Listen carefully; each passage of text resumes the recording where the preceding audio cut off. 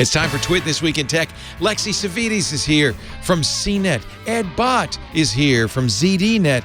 And from our favorite security guy from theparallax.com, Seth Rosenblatt. He was at CanSec West. He said the last conference. We'll talk about Pwn to Own. We'll also talk about the e-library that authors are saying shouldn't be giving away their books. And esports. Is racing the next great esport? Apparently so. It's all coming up next on Twit. This Week in Tech comes to you from Twit's LastPass Studios. Stay in control when it comes to your company's access points and authentication. LastPass makes enterprise-level security simple. Check out lastpass.com/twit to learn more. Podcasts you love. From people you trust. This is Twit.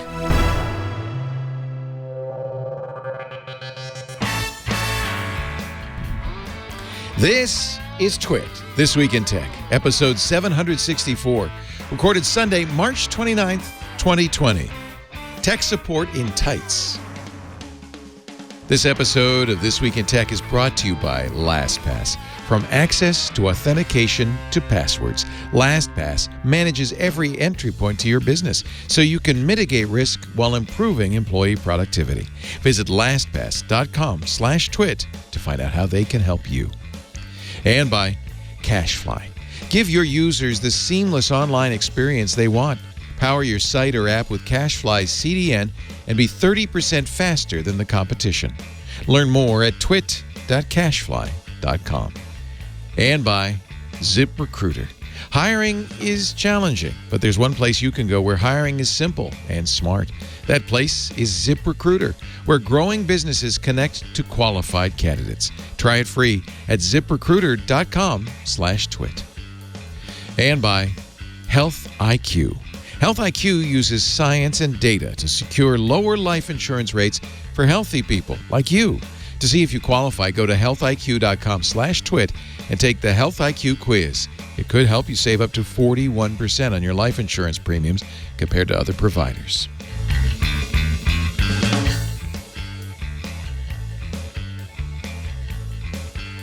It's time for Twit This Week in Tech, the show where we cover the week's tech news. And we are all in our places with bright, shining faces, safe and sound. I am in my old school studio, so we're doing this kind of, for those of you watching, old school cottage style. For those of you listening, shouldn't sound any different. Let me welcome our guests today from left to right, Seth Rosenblatt. Hi, Seth, from theparallax.com. How's it going? It's going well. How is it going in your inner sanctum? This is the same for me. I self-quarantined 5 years ago, and that's pretty much. I work from home, and the dog still needs to be taken out for runs, and I'm just wondering where all these people came from. Where are you located? I'm in San Francisco. Okay. I'm near Golden Gate Park. I saw a video this morning, drone footage shot on last Sunday of San Francisco. It's pretty quiet. Pretty quiet. It's like Christmas plus Burning Man. Right. Everybody went to the desert. Also with us from CNET, Lexi Savides. It's so good to see you, Lexi. How are you doing in this time, in this troubled time? Yeah, I'm doing well, all things considered. Thanks for having me back. And we love having you on. Yeah, this is my DIY studio. Looks good. Room, fitness studio, as you can see, menagerie of plants as well behind me. So I'm really kind of getting into the one room does everything spirit. So it's interesting to see how long it takes to go stir crazy in here. the Instapot style of broadcasting. You put it all in one pot. I have to say, normally we have a lot of nerdy guys on. You're the first to have actual plants in your studio. That's really nice. Living creatures in there. Yeah, it makes me like I can see trees outside, but I'm not going outside. Right. So if I can't go outside, at least bring outside inside and cleans the air and just, makes me feel better. So why not adopt a plant? Can't have a pet, adopt a plant. You're in San Francisco as well? Yes, I am. Yeah. And then we go all the way to, and he knows I'm going to say something weird, Tucumcari, New Mexico. I don't know where he is. Yeah, let's go. Getting We're better. going to go with that. We're going to go with that one. That's maybe Barstow. Barstow. He's coming to us from the painted desert. It's Ed Bott of the Ed Bott Report and ZDNet. Good friend, longtime friend. He's been with us since the college days. So this probably looks to you like it used to. Oh, this is giving me flashbacks here. Yeah. And it is Santa Fe, New Mexico, up here at 7,000 feet, where it's still winter. So I've still got the winter flannels on. Nice. As everybody knows, COVID doesn't live over 6,000 feet, so you don't have to worry. No, and you can use flannel as a face mask. That was one thing that really has started to bug me a little bit. We had somebody in the chat room from Prague, in the Czech Republic, and unlike here in the U.S. where we were told, masks don't help, in Prague they told everybody masks do help. All the grandmas in Prague started homemaking masks, so much so that unlike Asia, there was no tradition of wearing masks in public, but all the influencers started posting pictures of themselves in masks, and now it's pretty much 100% in the Czech Republic. They put masks on trees outside, so people, if they didn't have a mask, they were making them out of T-shirts. They weren't the N95 masks that the hospital technicians use, but apparently any mask is helpful. Take it home at night, wash it, and make it out of a T-shirt and wear it the next day, and it's made a huge difference in the Czech Republic. And it makes me a little mad that they said they were so anxious to keep these masks for medical personnel who obviously need them, and there's a shortage, that they kind of misrepresented the fact that masks can help, whether you're sick or not. I mean, no doubt, the big story coming out of this is going to be the utter failure of all levels of government at least in the U.S. to effectively communicate what needs to be done to prevent people from getting sick, how to prevent people who might be sick from spreading it to others, and how to treat the people who are sick. I mean, I think it's going to be the big scandal of the year, presuming that we all make it through the year. The good news is there's not to be a downer. Thanks a lot, Seth. It does seem, and I'll give you the upside of it. Social distancing does seem to work, and I know it's tough in New Orleans and New York City and Brooklyn.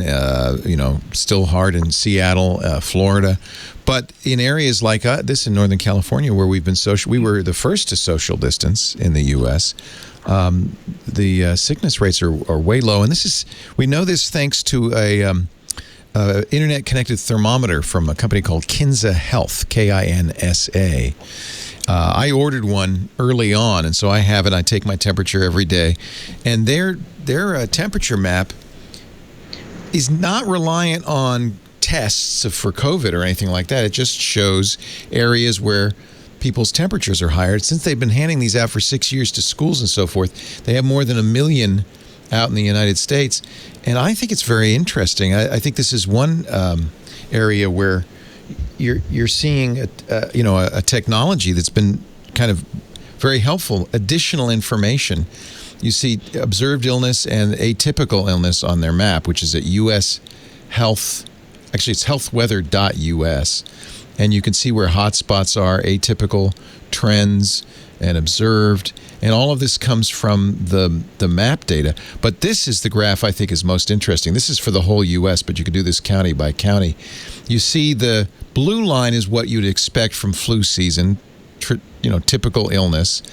The orange line is observed illness, which was until late February following that blue line, but then started to go up. And when you see it red, that's where it's higher than average. But look at the precipitous drop.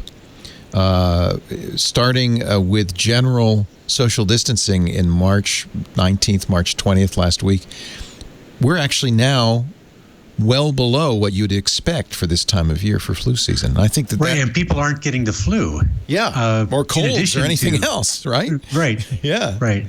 I think that's great. Zeynep Tufecki has been doing some really excellent work the last couple months, and the last couple days and weeks in particular. And she's been really beating the drum on the need for people in the United States to get it together and start wearing masks when you go outside. And the odd thing is that, if you look at the data, the countries that have been using masks across the board consistently and universally are among the most successful at managing the spread of the virus. And one of the things that we did here, one of the many things that we did wrong here was to sort of stigmatize the use of masks so that somebody who goes out wearing a mask is presumed to be sick, and therefore can be, you're going to be shunned, which isn't a bad thing in, today. We all want to be shunned now. Yeah. Right. Shun but you run the risk of being harassed or even assaulted if someone thinks that you're carrying germs, carrying viruses into the environment. So the sooner we can get to the point where it's nearly universal use of masks here, the better off we'll be. Yeah, and I understand the Surgeon General saying, don't buy masks, folks. They don't help, because they wanted to preserve these, medical grade masks for the people who really need them, our hardworking medical and EMT folks and the first responders who are exposed every day. And boy, the statistics you see now about police officers and nurses and EMTs who come down with COVID because they don't have enough protective gear are tragic. So I understand their motivation, but maybe it would have been better to be a little bit more honest, because as they've done in the Czech Republic, you can make masks out of an old T-shirt. It doesn't have to be a medical grade mask, and even that will help keep you from touching your face at the very least. Certainly, the advice for the early advice for medical professionals to only wear a mask if you showed symptoms has been shown to be a real error in judgment, because if you can still spread it if you're asymptomatic, and that's the problem. People don't know if they're sick. And I want to quickly circle back to what you said about whether or not we're doing the right thing here in Northern California, where we were the earliest municipality in the country to adopt a shelter-in-place regulation. We're gonna what medical professionals were saying, and public health officials were saying earlier at the end of last week, is that this coming week is going to be the real point where we're going to be able to tell, because this is the 2-week mark from the shelter in place. We should see people who were asymptomatic 2 weeks ago start to develop symptoms, and they're predicting a huge spike in positive COVID-19 infections, and all of the difficulties that will come with that. So I would love to think that here in the Bay Area we're doing better than others, but I'm not convinced that's where we are yet. Then there's the issue of using, so there's some benefits to things like Kinza Health. There's some, additional information you can get from these Bluetooth and internet-connected thermometers. But then there's some disturbing news. Jeffrey Fowler wrote about it in the Washington Post today, that some companies, including, I think, the CDC and other health authorities, are using advertisements to track us. So they're buying ads which send back geolocation information, and as a result, they are knowing where people are congregating, not congregating. Does that worry anybody? The idea that perhaps we're entering a surveillance system, and this is what happens when you have a crisis. Is, as it happened with 9/11 and the Patriot Act, you suspend, our traditional rights to solve a crisis. But does it concern you that all of a sudden this cell phone location information, which we've been battling over for the last few years anyway, is being used in this way? What about you, Lexi? Is this something that concerns you? Yeah, I mean, I think anyone who, has been following this for, any time in terms of all the implications that this might have, as you just said, with, enacting anything in the Patriot Act kind of way, or, just, in the time of an emergency, to think that what will happen when this is all over and, be able to roll back the things that have been implemented in terms of tracking. I mean, I've been thinking about this a lot, and, the ways to kind of circumvent it, obviously, like, if you have to go outside, if you are going to be flagrantly, going against regulations, like you would leave your phone at home, turn on airplane mode, things like that. But I just. But this information is useful. And we kind of want to help, right? So apparently the government has been in talks with Facebook and Google and other companies about how they can use location data to combat the virus. Then they're buying ads because it turns out, oh, what a surprise, those ads tell the buyer where their viewers are, and they're aggregating this. On the one hand, I think it's great if it helps us beat the virus. Is it a bad precedent? So you're saying, Lexi, are you turning off your location information when you go out? Well, I'm not going out. That's the thing. Good. Good. Yeah, no, absolutely not. I don't want that to be misinterpreted. I'm definitely not leaving the house without an absolute necessity. But just thinking about the ways that, like, this is going to have implications if this continues to happen after the crisis is over, and right. As you say, you want any data that we have access to now to help stop the spread of this. But, once this is said and done, to continue to have this, monitoring, this tracking through advertising, through whatever it might be, through data from, cellular providers, or even from, the phone manufacturers too. There's a lot to think about in terms of, the trade-offs that have to be made here. And, it's scary enough thinking about the situation that we're all currently facing with the virus, let alone, the data protection stuff that we also have to add on top of it. Seth, you're a security guru. Does it worry you? Yeah, and I think it's a lot of smoke and mirrors at this point. Fewer than 50% of the states, in the U.S. have shelter-in-place orders or similar at this point. Certainly, municipalities have been better about it, but not all of them have. And I can't remember which state, but one of them even. The governor decided to declare that municipalities couldn't enforce shelter-in-place laws that were regulations that were stricter than the ones that the state had.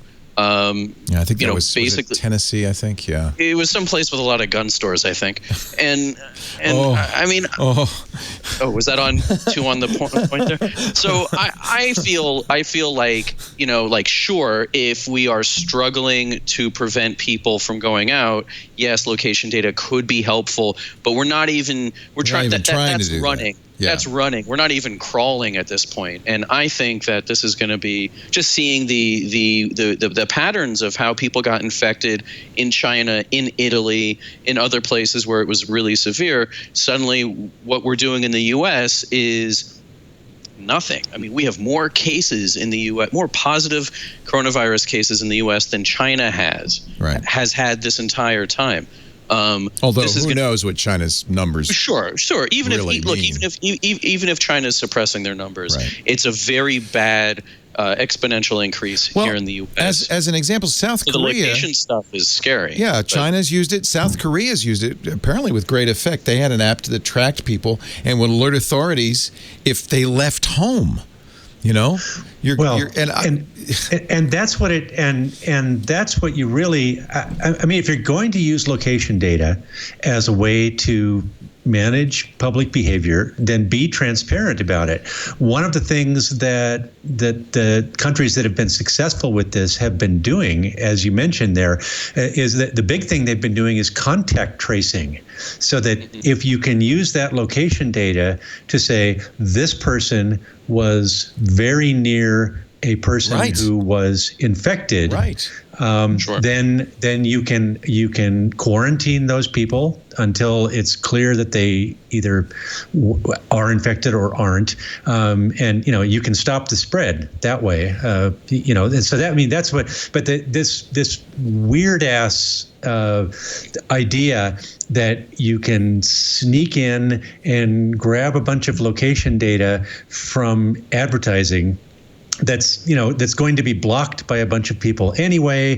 That would be my concern, is that people's knee-jerk reaction might be to shut this stuff down, to leave their phones at home and so forth. So the idea that this is going to do any good, I think it has a whiff of desperation to it. Maybe let's gather this information and see if we can use it for something later. Maybe the data will be useful. And that's kind of been the way that online advertising has worked for the last few years. Let's collect everything because maybe we don't know how much of it's going to be useful. This is a company called Unicast. They get location data from games, social media apps, 5,000 different apps people install, and they actually have a location data toolkit and a social distancing scoreboard so that you can get a score about how well you're doing in social distancing in the country. Session ended by server. I guess I'm going to get a new session here. The top states, according to this, are D.C., Alaska, Nevada, New Jersey, and New York. The bottom states are Idaho, North Dakota, South Dakota. You don't need to do social distancing in Montana and Wyoming. There's nobody there. So what does that? I mean, part of the problem is that the data here doesn't seem to appear to have a lot of connection to positive cases. New York, we know, has the highest number of positive coronavirus cases in the country, and yet they're also excelling at social distancing. So it would seem to imply that social distancing doesn't work, but we know that it works because we've seen it work in other places. Right. So this kind of data flimflammery, I think, is really bad for people. Yeah. Is that a technical term? It's a good term. I like flimflammery. Of course, when this is going to really be useful and important, and maybe even we'll all give permission to do this, since we're not going to have herd immunity or a vaccine for another year at least, what's going to happen when social distancing works and ends in some number of months? The only thing you can do is what South Korea is doing at this point, which is now you've got to track positive tests. You've got to test all the time, track positive tests, and be very aggressive with those. Go back to the containment strategy that we never pursued here in the U.S. That's what we're going to have to do for the next year once we can get this thing under control. And that's when these apps are going to really be useful. My guess is companies like Unicast, they've long been selling this information for other reasons. The real reason they're doing this is they see a opportunity in the coming months, and I'm not sure it's a bad thing. Shouldn't we use technology to save us, to solve transparently? I like that, Ed. You're right. You got to let people know you're doing it and why. Yeah, and disclose up front. Here's what we're doing. Here's why it's important for you to opt in to it, and here's where your data is, and here's how, and here are the judgments and activities that we've taken in response to that data. If you have that kind of transparency, I think you can go a long ways towards getting rid of people's trepidation about it. I feel good about. So it's interesting because, of course, this all happened in the middle of this debate over how big tech is getting too big, and privacy and security concerns. This is a big debate that's been going on for the last couple of years. Some say companies like Amazon are jumping on the bandwagon. They're taking advantage of this to consolidate power. Others say, and I'm not sure which camp I fall in. I'm curious what you all think. Others say, no, the tech companies are stepping forward to help. Apple's making a COVID-19 site. Amazon's hired 100,000 people to help deliver products. In fact, many of us are relying on Amazon just to keep stuff we need in stock. Walmart's hired 150,000 people. Maybe these aren't the best jobs in the world, but they're jobs, and there's so many people out of work in the restaurant industry and the service industries. Are tech companies our saviors, or are they taking advantage of this opportunity? Or both?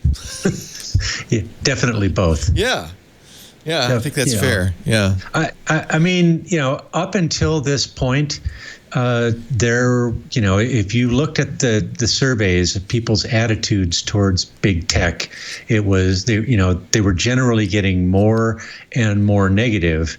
I think now we feel better about them now, don't we? Well, we feel better about them right now because it's it's all we can do. It's the only part of the economy that is still functioning. Yeah. The physical economy, restaurants are shut down, non-essential businesses are shut down. Yeah, but if it weren't for DoorDash, I wouldn't have had takeout last night. And I want to get takeout because I want to support my local restaurants, right? So yes. And those DoorDashers, by the way, Monday, they're all going on strike. Is it DoorDash or Instacart? Instacart's going on strike. Well, if they don't have coronavirus yet, they will soon. I mean, I think this is one of the massive problems that faces a lot of capitalist-based societies in the world, but certainly here in the U.S., where we have a Federal Reserve to back up the banking system, which is fine, and it's actually worked fairly well over the past, however long, 80 years or so, without, I don't want to trigger too many of our libertarian friends, but it has worked. We don't have something similar for healthcare. We don't have something similar for unemployment. In the U.S., you need to be working for, I think it's 2 years before you qualify for unemployment insurance. And these days, who does that? For one thing, who has an employer, a single employer for 2 years straight? Very few of us relatively. And then how many of us are with the same one for 2 years straight is another nail in the coffin. So you're going to find a ton of people with no money, no way to support themselves, no way to pay for their even their rent. And while in California and a few other places they've announced a moratorium on evictions, that shit is going to come due as soon as the moratorium gets lifted. How are people going to be paying? Where's that money going to come from? You even talked about at the top of the show that you had to do 5 layoffs. I mean, or whatever it was. No, we did. It's brutal. It's really, really brutal. And without the proper safety nets, people, I don't know what people are going to do. And we need the health insurance safety net. We need to have some sort of publicly funded healthcare for all kind of thing where, especially when there's a disaster like this, going forward, people can get the care they need. You don't want people who have symptoms or are asymptomatic but infected wandering around and infecting others. That's what got us here. Deep philosophical question. Here's a deep philosophical question. No, I think I think what happens is the cracks in the system don't show up till it's stressed. It's like a bridge. You can drive over it day after day, and it might even have some cracks in it. But the minute there's an earthquake, then you know if that bridge is solid. We, even you and I, Ed, who are a little older than these youngsters on the right there, have never lived through anything like this. It's our parents and grandparents who lived through World War II, perhaps, that were the last people who really lived through a great national crisis. I guess you could say 9/11 was certainly an emotional crisis for us, but except for New York City, it wasn't something that impacted us directly. It was an indirect thing. This has been our, great come to Jesus moment.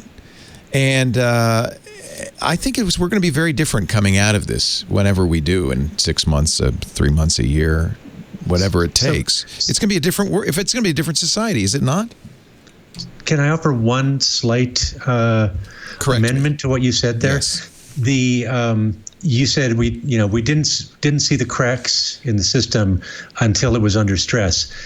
There are a whole bunch of people who have been feeling and seeing and experiencing that stress in the system for many years. True. No, that's true. But they are from groups of people that don't have any political power. Right. That are, they're economically disadvantaged, politically disadvantaged, socially disadvantaged. They might as well be invisible. And what's happening now is that the things that were happening to those groups of people are now bubbling up into the middle class, very good to everyday working people. And now we're worried. And now we're pissed. And so there's a whole bunch of people who are going, I've been trying to tell you this for years. Yeah. And here we are. That's an excellent point. Ed Bott? I mean, I think it's more than just disadvantaged groups. I mean, when GoFundMe is considered a viable option for paying for healthcare by a vast number of states, and that's nothing new, by the way. Number of people. That's been going on for years. It's insane. This is an insane system. It's been broken. The middle class has known it's been broken. The less economically advantaged have known it's been broken for a very, very long time. It's not going to get any better without fundamental systemic changes. And in a situation like what we have, we can't, as much as we, on the left side of the political spectrum would like to blame only Trump, we clearly can't. It's clearly been a failure of political will up and down the board.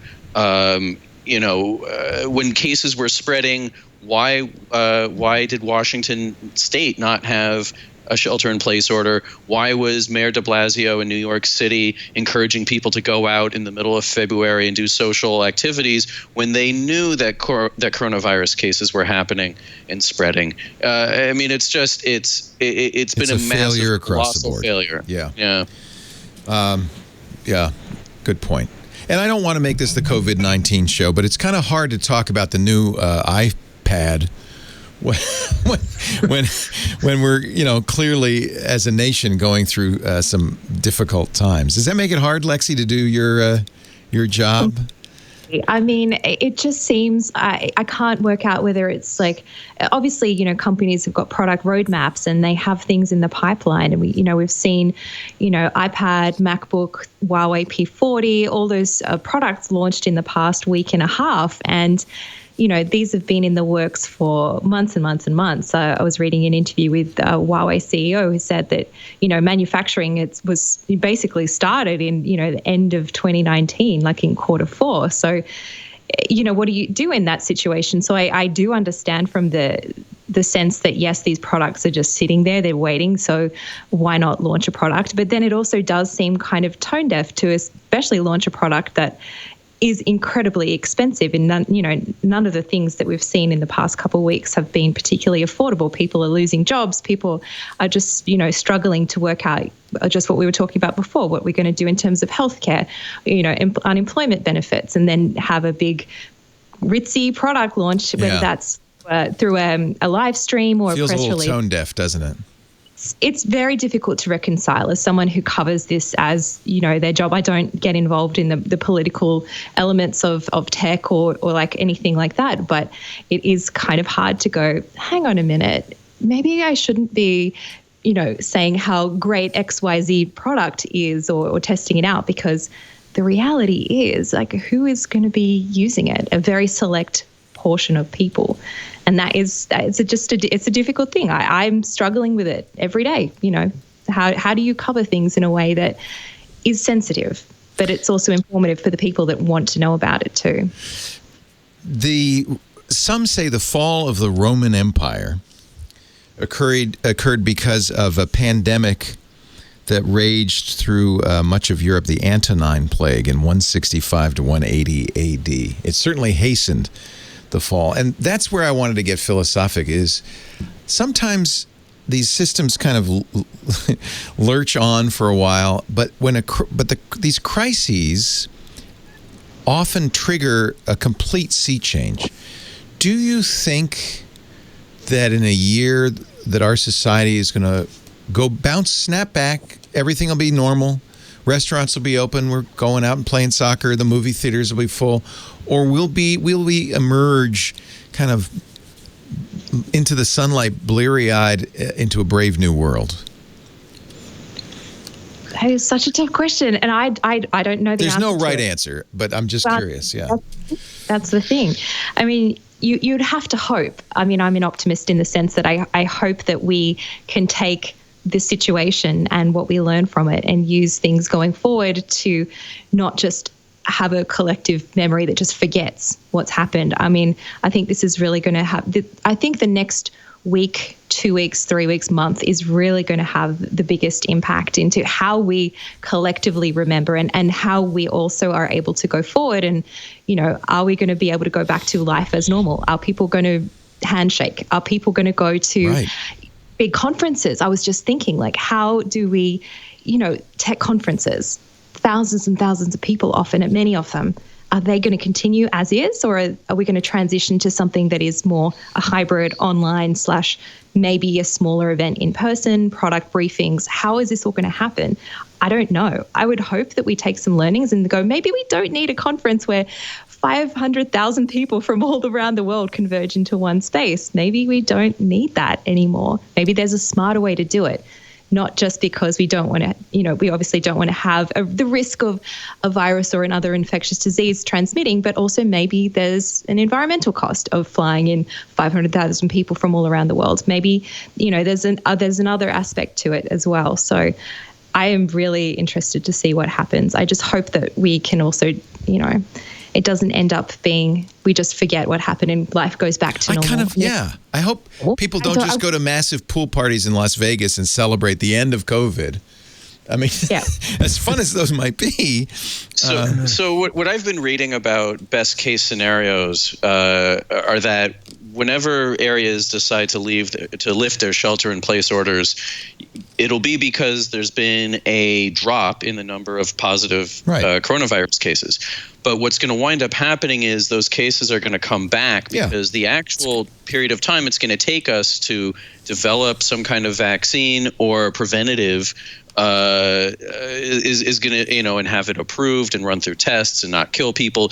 You don't want the thalidomide babies. I mean, there are real concerns here. So we're probably looking at 18 months, right? 12 to 18 months of rolling shelter-in-place orders. I think that anyone who sounds any kind of optimistic tone regarding when this is going to end they better be an epidemiologist and have access to a lot of research, because I don't think anybody anywhere knows. No one it's knows. Coming. And we just saw in San Francisco the schools announced that they are staying closed until May 1st. Yeah. Beyond the shelter-in-place order. Right. What's going to happen to their parents? They have to stay home. I think this is going to take us a real long time. I hope things change. Brian X. Chen took a little heat because he did a piece in the New York Times about how to get on those business conference calls. And one of the things he said is, don't let your kids in the room, and whatever you do, don't have your pets in the room with you. And I think those of us who've been doing this for some time, those are the highlights. The highlights of any show, when the kid comes in the room or the pet jumps in the lap. That's what we want to see. That's what we need, the humanity of it.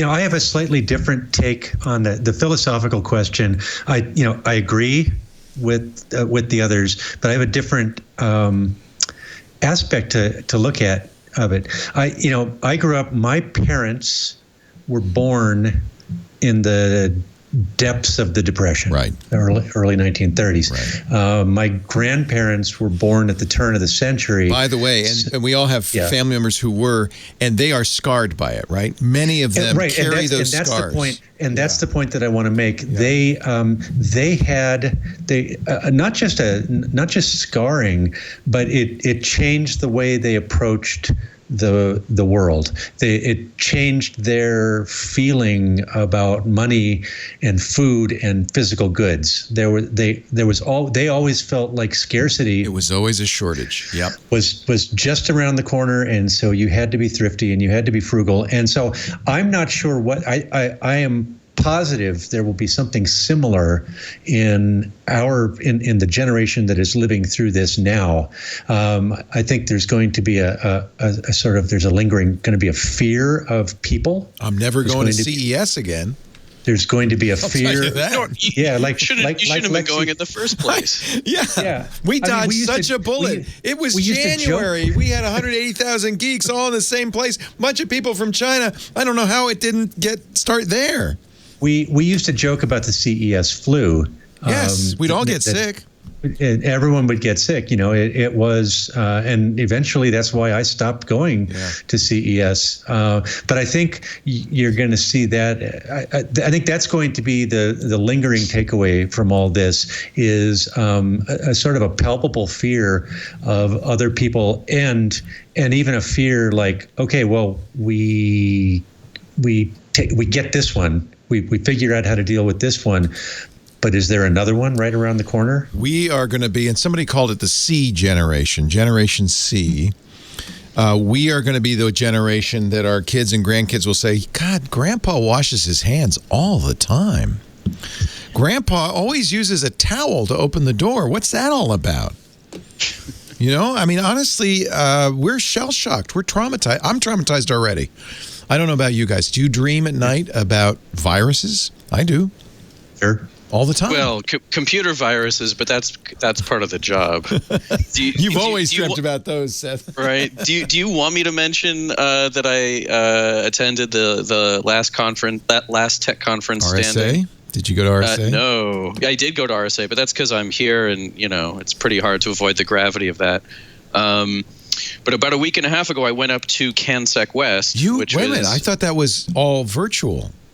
It was, but he still held the physical portion of it. CanSec is a 20-year-old hacker conference in Vancouver, for those who don't know. And it tends to focus on very technical talks. And I've been going up for several years covering it. And the founder and host, Dragos Rui, said he was still going to do a physical conference. And I said, I got to go up and see what this is like. Did you wear a mask? Yeah, I mean, it was actually really remarkable. There were 3 attendees, so there were about 36 feet per person. Wait a minute. 3? 1, 2, 3? Oh. 3 people showed up in person. Wow. 100. He had about 180 plus at the peak of the live stream. So that's about 40% of his regular in-person attendees. So he was happy about that. But he provided forehead thermometers. So I checked my temperature 3 times a day. There were plenty of face masks because as the coronavirus pandemic spread, he came up with a series of different things to do before people started dropping out entirely. So one of them was to provide multiple masks for every attendee.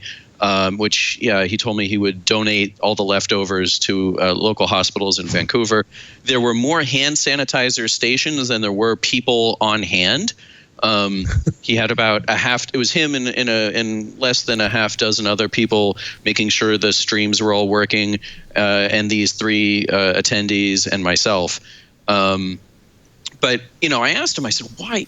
This is all great, but you could be doing this from the comfort of your home. Why are you doing this in person at all?" And he said, "We have relationships, and also keep in mind this is a week and a half ago, so things had certainly gone a lot worse elsewhere since then. But he said, we have relationships with the hotel."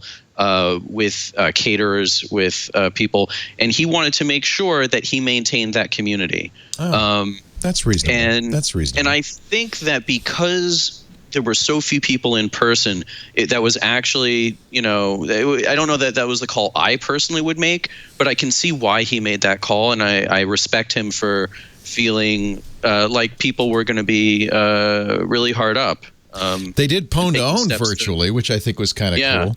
They had the hackers send in their attacks. We'll talk about them when they get back. So you got to see that in person. Yeah.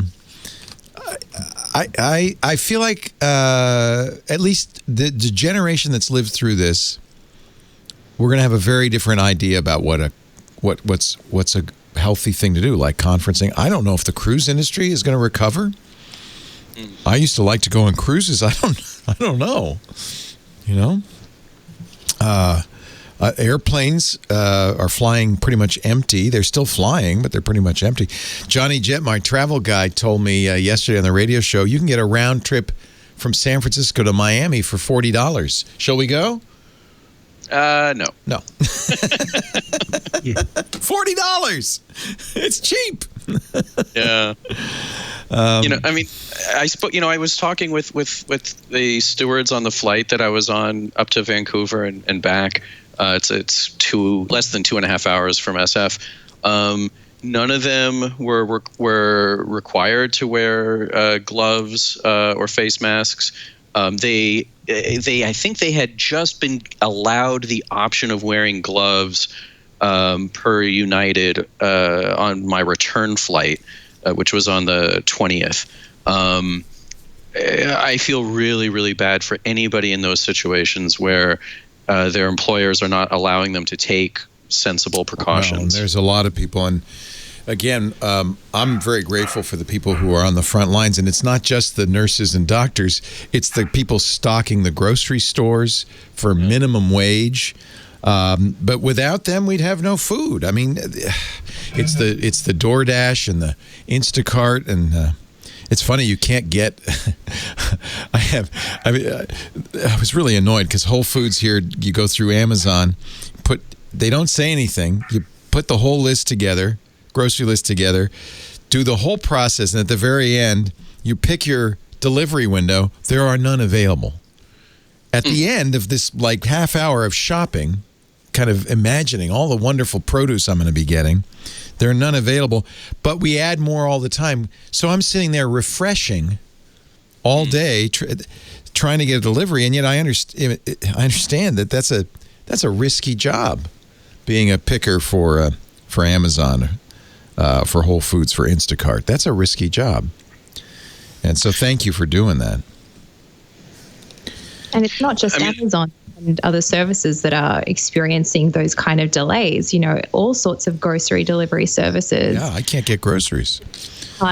There's so few. The smaller ones seem to be having slightly more luck, at least in the Bay Area, but it's just very difficult. The demand is just through the roof, and I just hope that people aren't hoarding unnecessarily, because there are people that are, you know, in more disadvantaged situations that just can't afford to buy $400 to $500 worth of groceries in one haul. They have to shop week to week. Imagine if we didn't. We at least have this infrastructure. Yep. 10 years ago, it wouldn't have existed. And it would have been a very different experience. Let me take a break. There's a lot more to talk about, and it's not going to be the COVID show. We'll find. A little late for that. It's getting harder. I'll be honest. I never wanted to do the COVID show. We're a tech network. We wanted to talk about tech, but it's getting hard. There's less and less tech news all the time, and there's a lot of COVID news. Certainly, there's an intersection between tech and COVID. So, I apologize if I know there are people who say I don't need to hear any more about this. Go play Uno. We're going to do something else, because solitaire. Yeah, maybe. I feel bad for anybody. Are any of you sheltering in place alone? No, I got lucky. My girlfriend moved in February 1st. See, you're thankful now. Not just me and roommate and the dog. Thankful the now. Girlfriend and the roommate. So that would be really. I know there are many people doing that. That would be hard. Yeah. My son just got back from. He was on a 3-month kind of, grand tour of Asia. Ended up in Bali and finally realized, maybe I better get out of here. Finally got home, and he's going to be quarantined for 2 weeks all by himself. But I'll wave at him through the window or something. I said, do you need anything? He said, a PlayStation 4, please. I have a 3. Will that do? Our show today, we thank very much our sponsors, the people who make This Week in Tech possible, and especially want to thank LastPass, which I know you guys all are well aware of. LastPass is the password manager I've been using for a decade now, and good friends of the network. Thank you for sponsoring the LastPass studio, and thank you for keeping the lights on here at This Week in Tech. And if you are a business and you've got people working from home, if you aren't using LastPass, you're probably wondering, oh boy, what are we going to do now? LastPass protects your remote workforce, and more importantly, maybe from your point of view, protects your business. Very important to keep security top of mind, and also, I would say as important without impinging on employee productivity. Transitioning to a full work-from-home environment can be a lot less complicated with LastPass. They can make that transition much simpler, much cleaner, much faster without reducing security. For one thing, we got to be aware of an uptick in phishing attacks. This is going crazy right now. Coronavirus websites, I just saw a stat, something like 60,000 new fake websites created. with phishing attacks, built-in attacks on those websites, phishing email, spear phishing email. LastPass reduces the risk of phishing schemes because it won't autofill passwords on a suspicious website. And you can set up LastPass, we do it, so that your employees don't actually have the password. So if they accidentally open an email that says fill in the login to the bank account, they don't know. They can't, and LastPass won't fill that in. If you've got remote employees accessing your corporate VPN, LastPass adds a critical additional layer of security directly to your VPN through biometric multi-factor authentication. It's biometric because, of course, Face ID or Touch ID, but they also use additional authentication factors, IP address, geolocation, things like that, to make sure that the right people are logging into your bank account, not the wrong people. Regardless of when or how your employees need access, LastPass ensures your employees have secure access to the work applications they need. They've got single sign-on, which employees love. It's better than a password. It's easier, but it's more secure from your point of view. Of course, LastPass is the best password manager out there, and they offer an offline mode for both password management and multi-factor authentication. So even if your employees are not able to get online, they haven't lost access to their resources. Seamless collaboration, of course, is important, and that's one of the things LastPass does in the enterprise. We use it here. We'll have a folder for each part of the business. So there's a folder for the business operation, for sales, for network operations. Those passwords are there. If you're on that team, you have access. If you're not, you don't. So it really is a great way to keep everybody online, keeping things done. It's great for the admins. We have 100+ policies we can enforce. We enforce things like two-factor. You got to use two-factor. You don't have to, but we turn it on because we want to make sure every one of our employees is using it. We have a pretty smart band of employees here, so they're happy to do that. We also turn on minimum requirements for their master password. That's really important. We know on the dashboard exactly who's accessing what resource, no matter where they're working. That's important too, because they may not be on site, but we still know, oh yeah, that's Robin. She's accessing the QuickBooks. Oh yeah, that's Lisa. She's in the sales system. That's all okay. The good news is increased security doesn't have to be complex. Not with LastPass. Start your journey today. Visit LastPass.com/twit and find out how they can help you. And thank you, LastPass, for supporting us. Thank you for supporting LastPass. LastPass.com/twit. I'm turning your mics back on. The gang is all assembled. Ed Bott is here from ZDNet, the Ed Bott Report. Also, actually, Ed was saying it's almost all CBS Interactive, and Seth, you even used to work for CNET. Yep. So Lexi's from CNET, Ed is from ZDNet, which is now a CNET, which is so confusing to me, and Seth used to be in CNET News. So I didn't plan it that way, but I'm glad you're all here. Google taking advantage of this by donating $800 million to fight coronavirus. Most of that in ad credits. Yeah, that I read that headline and then I read the first two lines and I said, "Oh, come on, that doesn't count." Well, especially because ad sales are down across the board anyway. It's like they got all these slots they have to fill. Right. It's remnant advertising. You Leo, you know what that means better than Please anybody. Don't imply that everything we do is. No, we did the same thing, but we didn't put a headline in the newspaper. We didn't release a press release. We gave our long-standing clients, our direct clients, bonus ads because we want to keep them happy, and we know they're going through tight times just as we are. So yeah, and our stuff I would never call remnant, but we absolutely did give them bonus advertising. Instacart hiring 300,000 new shoppers. That'll break the log jam.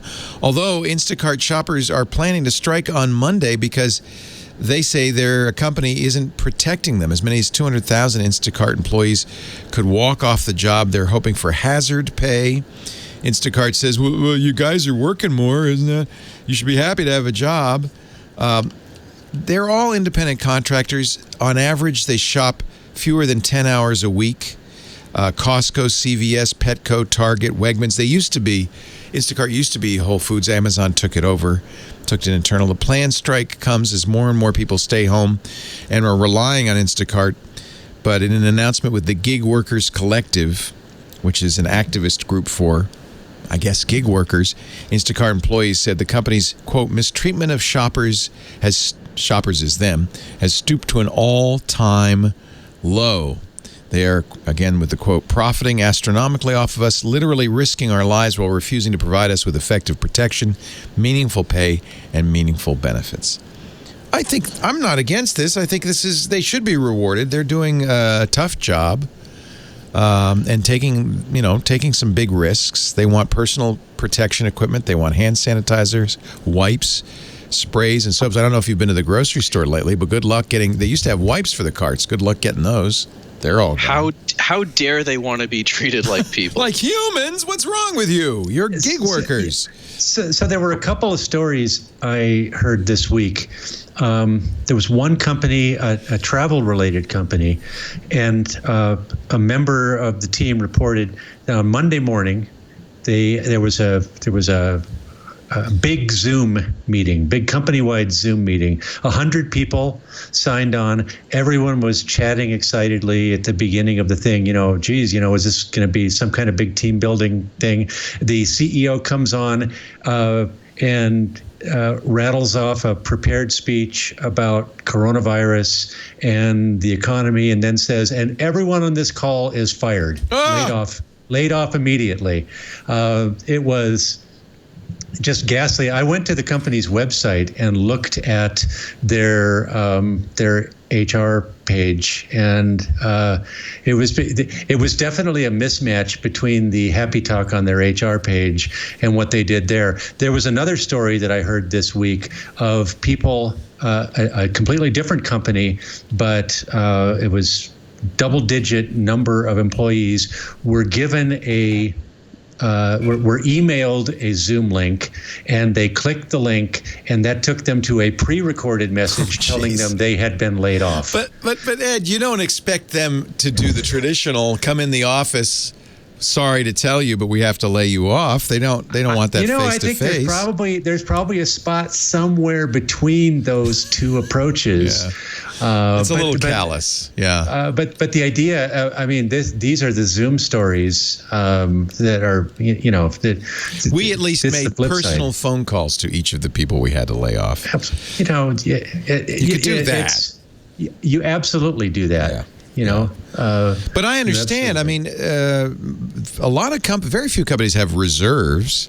You look at the airlines; they squandered all their cash from all the money they made over the last few years on stock buybacks. I don't have a lot of sympathy for them, but most companies like ours, it's not like we have a year's payroll in the bank, so that we can keep. If we could, I would keep paying everybody. What we're trying to do is save the company by laying a few people off, hoping to keep the rest employed. I don't know. I have sympathy on both sides. You're right. That seems very callous. I don't know what the right way is. Yeah. But that ain't it. Yeah. Yeah. I'm not a big fan of these corporate bailouts. I know that's a shock. Look, we need an airline industry, right? We need airlines. Sure. That's vital to the economy. Sure. And but maybe it's they offensive. I agree. But what are you going to do? You need the airlines. You can't just say, well, you blew it, guys. Bye-bye. We need them. What are you going to do? I think that companies that have had many, many years to advocate for better worker policies suddenly crying because they're about to get decimated. I know. It's unseemly. It's worse than unseemly because people are literally dying. People are going to be dying a lot more, and it's not from something random, and it's not from something unstoppable. It is from something that we know exactly how to deal with. We know exactly how to stop it. And I wouldn't mind seeing this behavior is. I'll tell you one thing. One thing that really impressed me for all of the screw ups in the UK regarding their response to coronavirus and their idiotic interpretation of herd immunity, and that is a technical definition of idiotic. They came back and they said we're going to pay everybody who gets laid off 80% of their wages, because they know that if you can't support people who are living in your country, then you're not going to be able to prevent this virus from spreading because they're going to be on the street. There's going to be significant societal problems. And here in the U.S., we have this attitude of, and you can just run the censor beep right now because there's a lot of profanity I have to say about this. People are going to be dying. People are not going to have money in their accounts. $1,200 per person? Are you kidding me? Like in San Francisco, that you know, that'll get you food, that won't get you rent.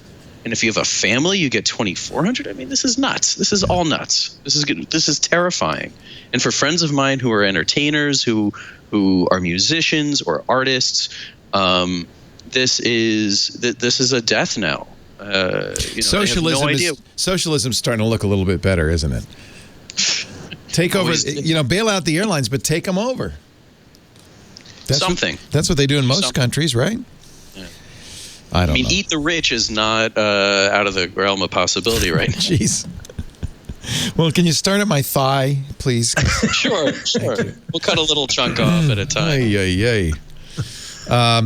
Detroit Auto Show canceled. FEMA is actually taking over the Detroit Hall to prepare a field hospital for COVID.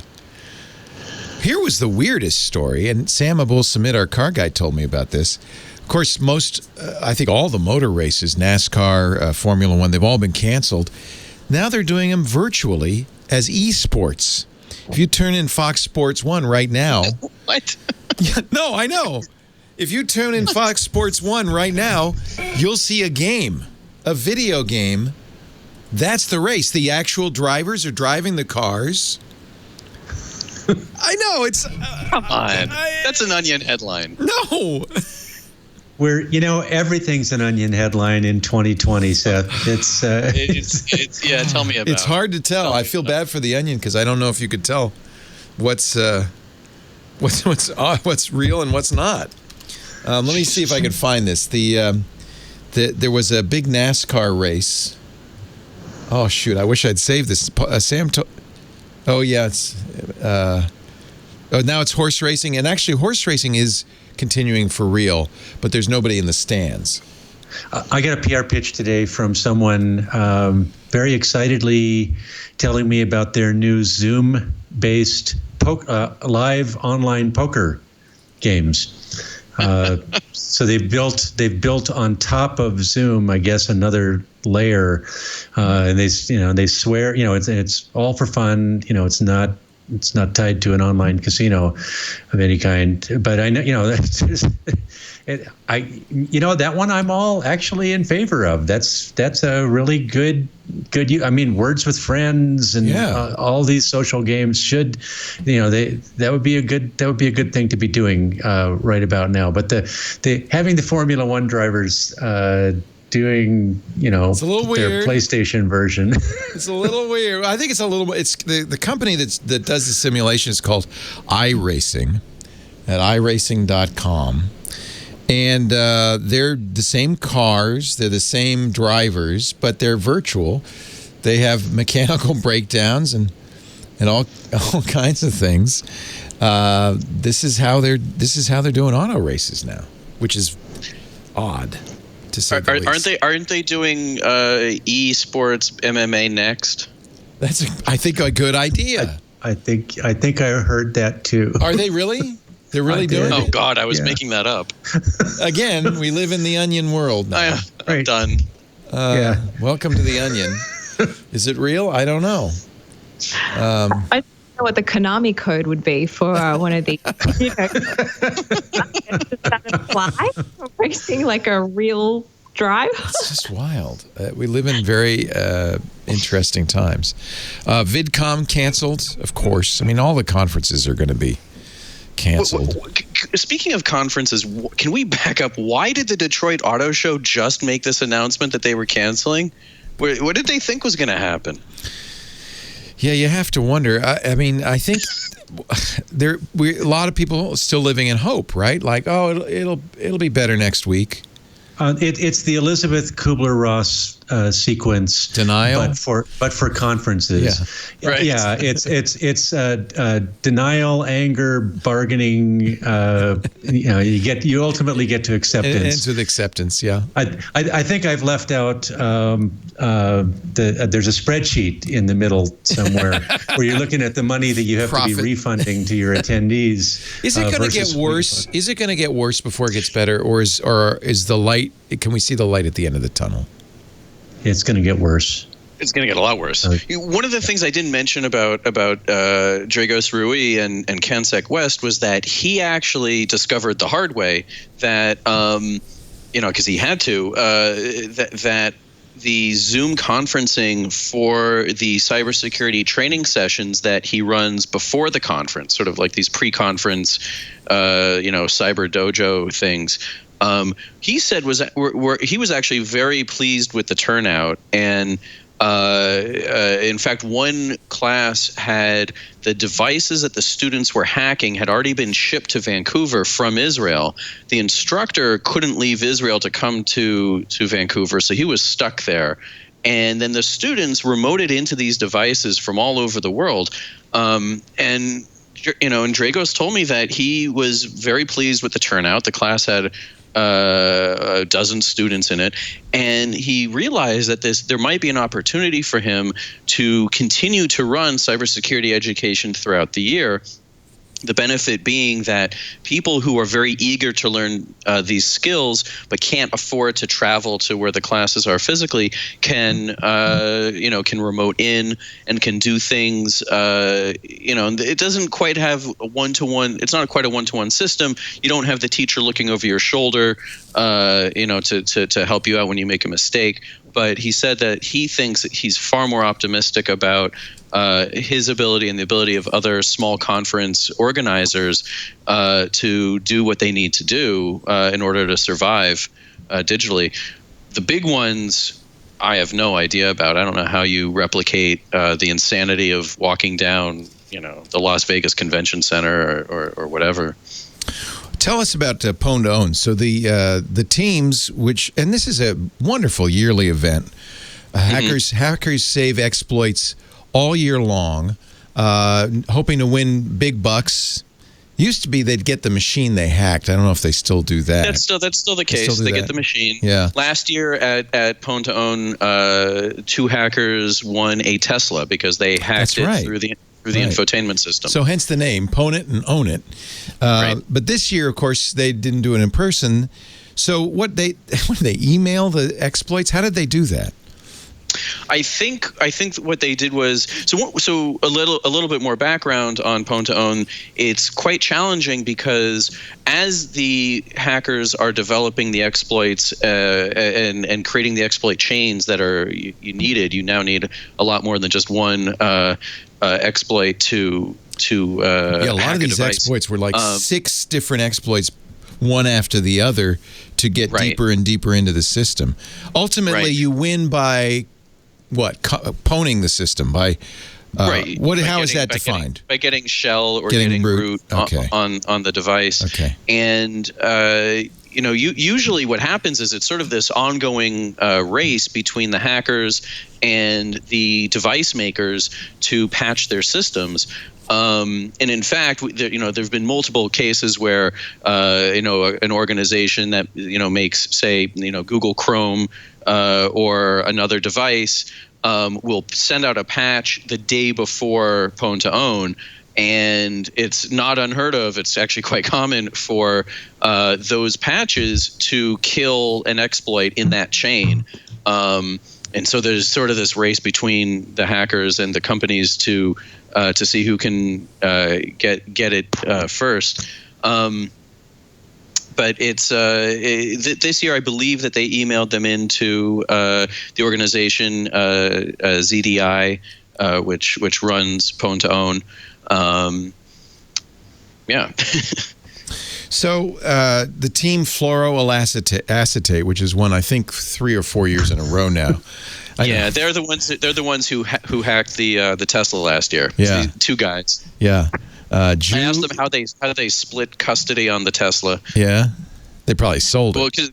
Well, I think one lives in North America and one doesn't, and so, or at least didn't used to. So I think it was whenever he flew over, he got to drive it, something like that. I hope he sanitizes before he goes for a ride.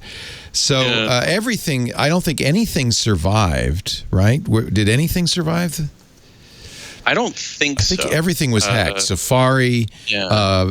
Wait a minute. No, I think there was it VMware that survived? One of the virtual machines survived. Of course, a virtual machine takedown is awesome. If you can escape the virtual machine, now you're really golden, right? Right. In retrospect, or maybe one of the Pontoons coming up, maybe we'll start seeing a lot more remote video conferencing hacks using that to get into systems. And not just Zoom bombing. So, Amat Kama, Zoom bombing. We'll talk about that in a second. And Richard Jew are fluoroacetate. They came in first with 9 points. Jew actually has his own 4 points because he did his own hack later. It was pretty exciting, I think. We used to do a play-by-play. I think maybe we need to bring that back. The Pondone play-by-play. Well, there's that British sportscaster. Isn't he great? Who's been doing the play-by-play on his dog's eating. So maybe he can do that. That's a great Twitter feed. Let me see if I can find it. He does play-by-play for even like just people waiting at a bus stop. Right. Let me see if I can find some of these and play him back for you here. I'm running on the board. Here's the one he did. His name is Andrew Cotter. He's on Twitter at Andrew I think it's at Andrew Cotter on Twitter.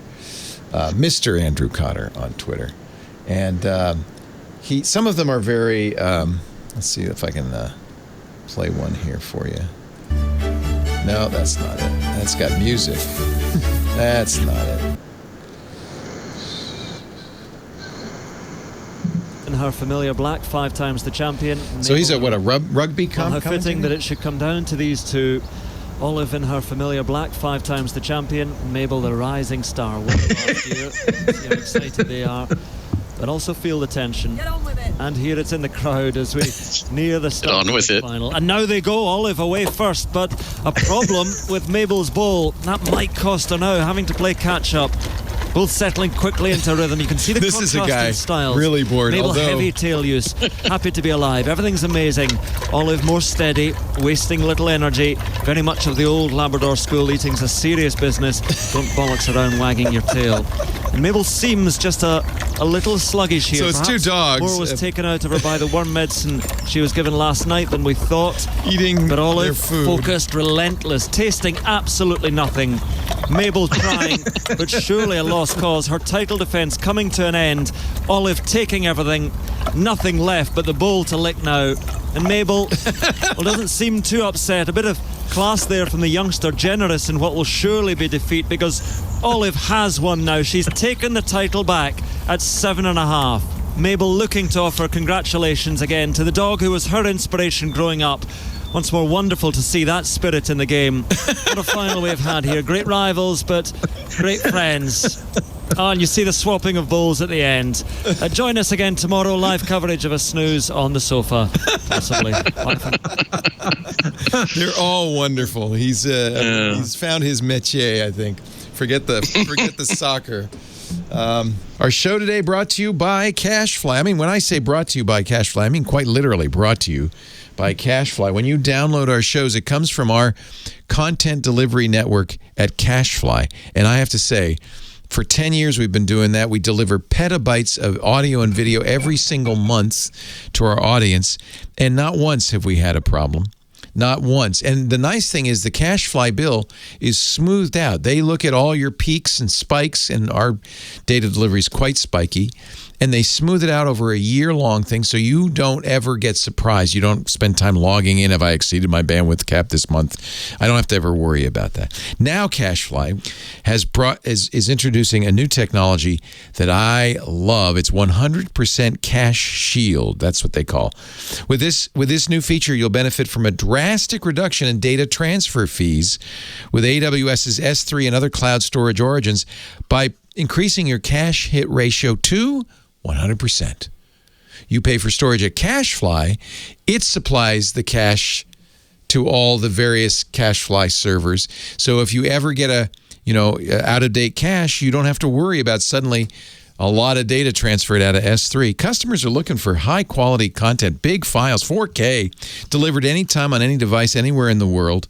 Whether it's your web page loading, your video buffering, your games downloading, you need to be faster. And as a podcast network, man, there's nothing better than CashFly.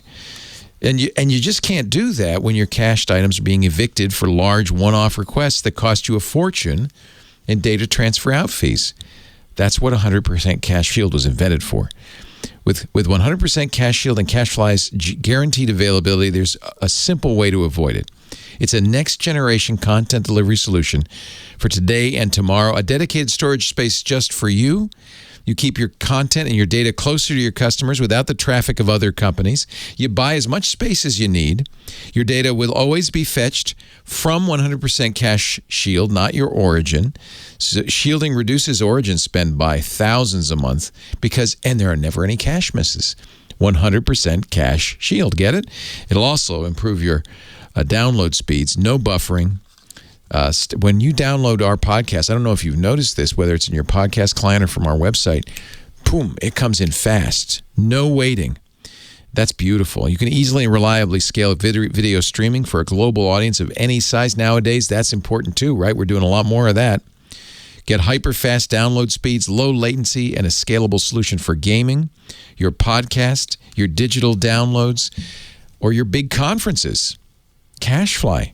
Their global throughput performance dominance ensures that any cache misses are delivered 5 times faster than from your origins. People won't even know there was a cache miss. Didn't know.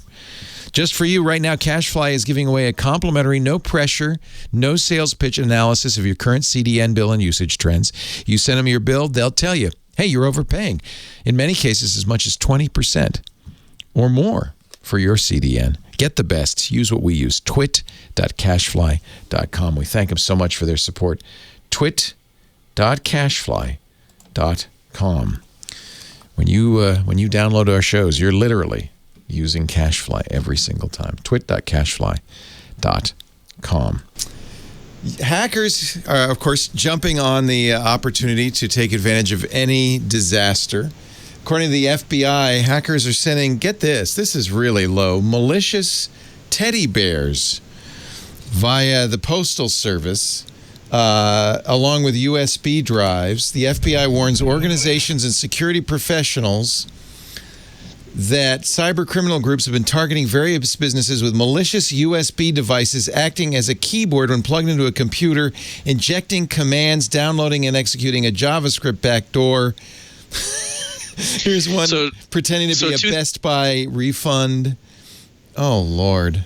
2007 wants its security headlines back. Yeah. I mean, this is really sort of oldish. What do they call these candy drops? The leaving behind the USB key? The sad thing is these USB, bad USB, was never fixed. So you could still hack these things very easily and put them, send them out via email. Hackers never rests, do they? Let's see. Snopes has had to scale back its fact-checking because there's so much COVID-19 misinformation. They can't keep up. They can't keep up. Exhausting our staff in this crisis is not the cure for what is ailing our industry, says Snopes. We're overwhelming. Our small team is being overwhelmed, and we can't ask them to ramp up productivity. Well, and you're also starting to see now some reports I haven't seen them confirmed by multiple sources yet, but some reports that the Chinese are using the same types of networks that the Russians used for disinformation. And so coronavirus disinformation schemes coming from China now, and Russia, and from Russia. China and Russia, yeah. It's pretty gross. There is that story from Reuters. Joe Mann wrote up on the cyber. Oh God, what are they called?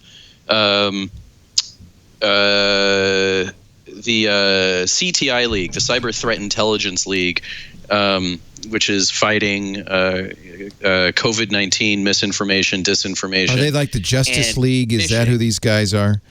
Yeah, I mean it's a large group of professional hackers, cybersecurity experts. Mark Rogers, who is a VP at Okta. And he's well known in the cybersecurity and InfoSec communities, is one of the 4 people who's organizing this. But they said that they're seeing phishing attacks in every language known to man. Oh, man. I don't know how you send a phishing attack in cuneiform, but I presume all the other ones are being represented. And people are so freaked out by coronavirus and COVID-19 that they're clicking on things that they really ought not to be clicking on. So this is the story. They're the CTI League. There's 400 security experts of 40 countries. And what are they doing? Is it an informational thing? Are they like the Justice League donning tights and a cape and running over and fixing your computer? What are they? What are they doing? An image. I'm here to help. I don't know that I want to see people in tights any more than I have to. Security experts in tights, especially from the security community, because God love them. They not are the fittest bunch. Yes. Oh. I think what's happening is that they're sharing information on the phishing attacks that they're seeing in ways that they haven't shared it before. And it's these messages are being used to get people to cough up passwords, other sensitive information, which almost always comes back to finances, right? And if you can own some company's corporate network because they get inside the VPN, why not? Right. So, Rogers didn't give Joe Mann a lot of specifics, but he did say that they had already dismantled one campaign that used a software vulnerability to spread malicious software. I mean, it's not really clear how much they're stopping. Certainly, I can say that I've personally seen an uptick in coronavirus spam, and not just pitches from desperate marketers. Standard rules apply. Don't click on stuff. Yeah. If you get text messages, make sure you know who it's from. Well, I think people working from home, you don't have the IT department down the hall. Yeah. You might feel a little bit more comfy because you're wearing your bunny slippers, and your guard might be down a little bit. And of course, the thing I most worry about is when those people working from home come back to work and put that computer on the network. I guess if they're VPNing, they might as well be on the network. And that's just gonna be bad. I want to take a little break. There is more opportunism coming, this time from China and Huawei, who are proposing a redesign for the internet. They call it new IP, and we'll talk about that in just a second. Lexi Savides is here. Hi, Lexi. Hi. It's good to have you. What are you still doing videos? Is there stuff to talk about? Yeah, I mean, there's always stuff to talk about. I mean, so I'm kind of interested in using existing things that I have and making the most of it because, getting new product is challenging. Yeah. And we're all doing like work from home videos and stuff like that, right? Exactly. So it's about, I'm trying to focus on things that you can do with existing tech that you already have, maybe even repurposing really old stuff. And I'm starting to do cooking videos. Is it me? Because I must have at some point searched for sourdough, because it seems like everybody in the world is now cooking sourdough bread. as they're stuck at home. Yeah, it's not just me. We get two big jars of sourdough starter out there, and everybody's the doing kitchen it. Counter right so now. I want to make a video because all this time, okay, this is really off topic. All this time, you know, when you make sourdough starter, you feed it every day, sometimes twice a day if you really want an active starter, which means it grows. It's bigger. So all this time I've been throwing out the excess starter. I've been doing it for years. Just pouring it in the garbage. Then I saw a video that says, "No, throw it out. Cook a delicious sourdough pancake." So I take out the pan, I put a little butter in it, pour the excess sourdough in the pan. It makes a big, nice, put little scallions on it, or I have some Trader Joe's Everything Bagel spice, put that on there. A little savory pancake? It's delicious. Yeah. I have it for lunch every day. I have a little sourdough pancake. Just a little tip.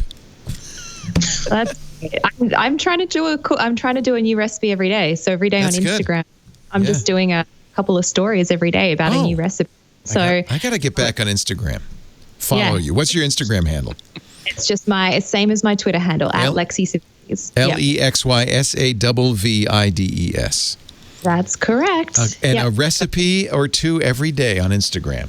Yesterday was focaccia and pizza, and tonight I don't know what it's going to be. This is kind of, I'm calling it quarantine kitchen because it's like the dwindling whatever I got fridge and pantry. And so the recipes were quite elaborate at the start of quarantine 2 weeks ago, and now we're getting more and more basic with whatever I have left. So chickpea stew. That's what I'm down to. Chickpea stew. Nice. What I've actually taken to do is I'm sorting now all the beans and rice and dry stuff, legumes, by expiration date so that I can do I have some for back to 2017, but I think that they don't go bad. They're just dry. White rice will keep basically Forever. Indefinitely. Yeah. Brown rice, not so much. Really? Brown rice, you have to be careful. Yeah. I love I'm doing a lot of the brown rice. All right, well, I'll use the brown rice first. Thank you for that tip, Ed. It's, we live cooking. to serve. The quarantine we live to serve. Yeah, I'm a little shocked. I've never had any rice stick around long enough in the house to. I go through. I don't want to even tell you. A lot of rice. This is one of the nice. I mean, I do tons of cooking, so I don't keep stuff. You know what? Yeah, after the break, we're going to come back. We're going to do the recipe of the week. Forget all this tech news. I'm so bored. We could talk about kitchen tech. I'm still trying to figure out what a mango peeler is supposed to do. I am a sucker for kitchen tech, and my wife says I can't buy any more because I've filled the counter, and there's no more room, on the counter, and she's moving old stuff out. But I got this thing that was all the rage a few years ago in Europe called the Thermomix. It is crazy. It is a crazy device. It does everything, and I've been playing with that. So I'm going to get good at at thermomixology. Maybe I'll do some Thermomix videos. I'm big into the Vitamix. Vitamix. So Thermomix is the next thing after the Vitamix. Is it? Yeah. It's like a blender. I mean, I gotta say though, the single most important thing I have in the kitchen, aside from cast iron pans, is my $10 rice cooker that I got off of Craigslist in 2007. That's good. And it's a 10 cup, and that's another project. That's all you need. I put all my cast iron pans in the oven, did a cleaning cycle. They're all down to the bare metal. Now I got the flax oil. That's going to take me a few weeks. I gotta redo all my cast iron pans. Oh, it's so sad. Our show today. Thank you, Lexi, for being here. You're supposed to use them. Yeah, no, I know, but every once in a while I like to burn them down. If you put them in the oven and do the cleaning cycle, it gets everything off. You start over, and then you can build up using flax oil. You can build up some really nice reconditioning. So I like to every once in a while I do that. Just, I don't know. I got nothing else to do. It's ambitious. It is. It's over ambitious, but I got, like I said, nothing else to do. Also, Ed Bott is here from the Ed Bott Report, and it's wonderful to have you, and of course Seth Rosenblatt from the-parallax.org. That's the security site you started, a year ago? 2 years ago? 5 years ago. That long? 4.5, something. Nice job. Yeah. I'd like to make money at it, but, I don't have to eat. I have rice. Well, at least you're not down to ramen. We can have conversations about ramen. It's the website is let me pull it up because I have it on the lower third, the-parallax.com. I'm sorry, I said the org.com. I also have .org. It'll take them to the That's same what place. I thought. Okay, good. Yeah. Thank you, Seth. The editors are all home, all working hard, but they made a little promo for all of you. If you missed anything this week, this is what you might have missed this week on Twit. Previously on Twit. Mac Break Weekly. We've speculated, will Apple release new hardware? Their stores are closed. Well, they announced a new MacBook Air and a new iPad Pro. And was that the MacBook Air you got there? Or is that? Oh, gold. Oh. Hands-on tech. We're working from home, many of us, and so I have some stuff here and some recommendations for you so that you can have the best work from home experience that you can. Tech News Weekly. Zoom quickly, in a very short amount of time, it's become the go-to tool for people suddenly finding themselves, working from home, kind of like we're doing right here. But there may be some reason to be at least hesitant or concerned. The problem with Zoom is much of its structure centers on giving explicit knowledge to the hosts, and the attendees don't really get to know. They learn later on. The ability of administrators to dial into a call whenever they want of that organization, they have the autonomy to do that. And so right now, this is a make or break moment for all of us where we can put pressure on Zoom and say, you need to be explicitly clear about what's being extracted, what's being accessed. Hello, everybody. Welcome to Hands on Macintosh. I'm Leo Laporte. Once again, we're going to show you how to get the most out of your Mac. I got a Lulu of a program, literally. I have Lulu running in the background on all my Macs at all times, letting me know when something outbound is trying to connect. It's keeping the bad guys from going to the outside world, sending your data out, connecting to a command and control server, doing anything. Twit. Learn something new every day and what it means. The New York Times had an article in the tech section saying that it was bad etiquette for your kids and pets to show up on your conference call. Bull. So your dog should be on your lap. Oh, that is a sweet puppy. Oh, I got dog hair in my lipstick. Gross. Okay, that might be TMI. Sorry, I'm like, no, what is happening? No, I'm just kidding. Sorry. Oh, we had fun, I have to say. And if any of you have pets you want to bring in, please don't hesitate. Any pets? What is that? That is Zero the dog. Oh, is Zero Day? She's a professional. I can't tell you what the full name for Zero is, but the second and third word is F and G. You can figure that out. See, I think that's good on your conference calls. I like it. Oh, no, she's great, but she doesn't care. She doesn't want to be on the conference call. She wants to know when we're going out running. Yeah. She runs me 5 miles a day. Yeah, we've got Lucy, the Springer Spaniel, who I just saw the car pull in. She just got back from the dog park. Oh, we might be. We have so she's going to go in and head straight for the food bowl. And then at that point, basically everything for the afternoon's list is checked off. It's nap time. So, yeah. Apparently, Lexi, you got anybody to show us? Any furry critter there? Just your plants? These are my plant babies. That's it. I have a dog pillow. That doesn't really count. I wish I had a pet. This is really the time in my life that I wish I petitioned the landlord to be like, no, please let me have a dog. I need a pet. So, a lot of the dog and I'm sure even cat shelters in SF need people to come by and interact with the animals. Certainly the dogs need walking. So if you don't mind going out and wearing a face mask, volunteer dog walks are certainly something you can do. A lot of dogs getting walked 5, 6, 7 times a day now. They're going, please, please. I wish that was true, but that's not what I'm hearing. Actually, there is in New York City apparently a shortage at the pet adoption centers because everybody's rushed in and said, give me a pet, give me a pet.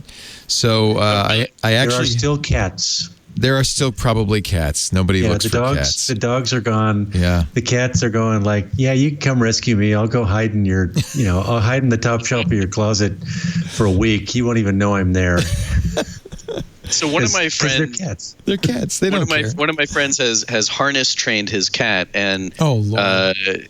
and you can see them on Instagram, and they go out, and he puts him in little outfits, and he's a tuxedo cat and named Le Pew. And it's quite remarkable. So I keep expecting to see more harness trained cats in the near future, but that hasn't happened yet.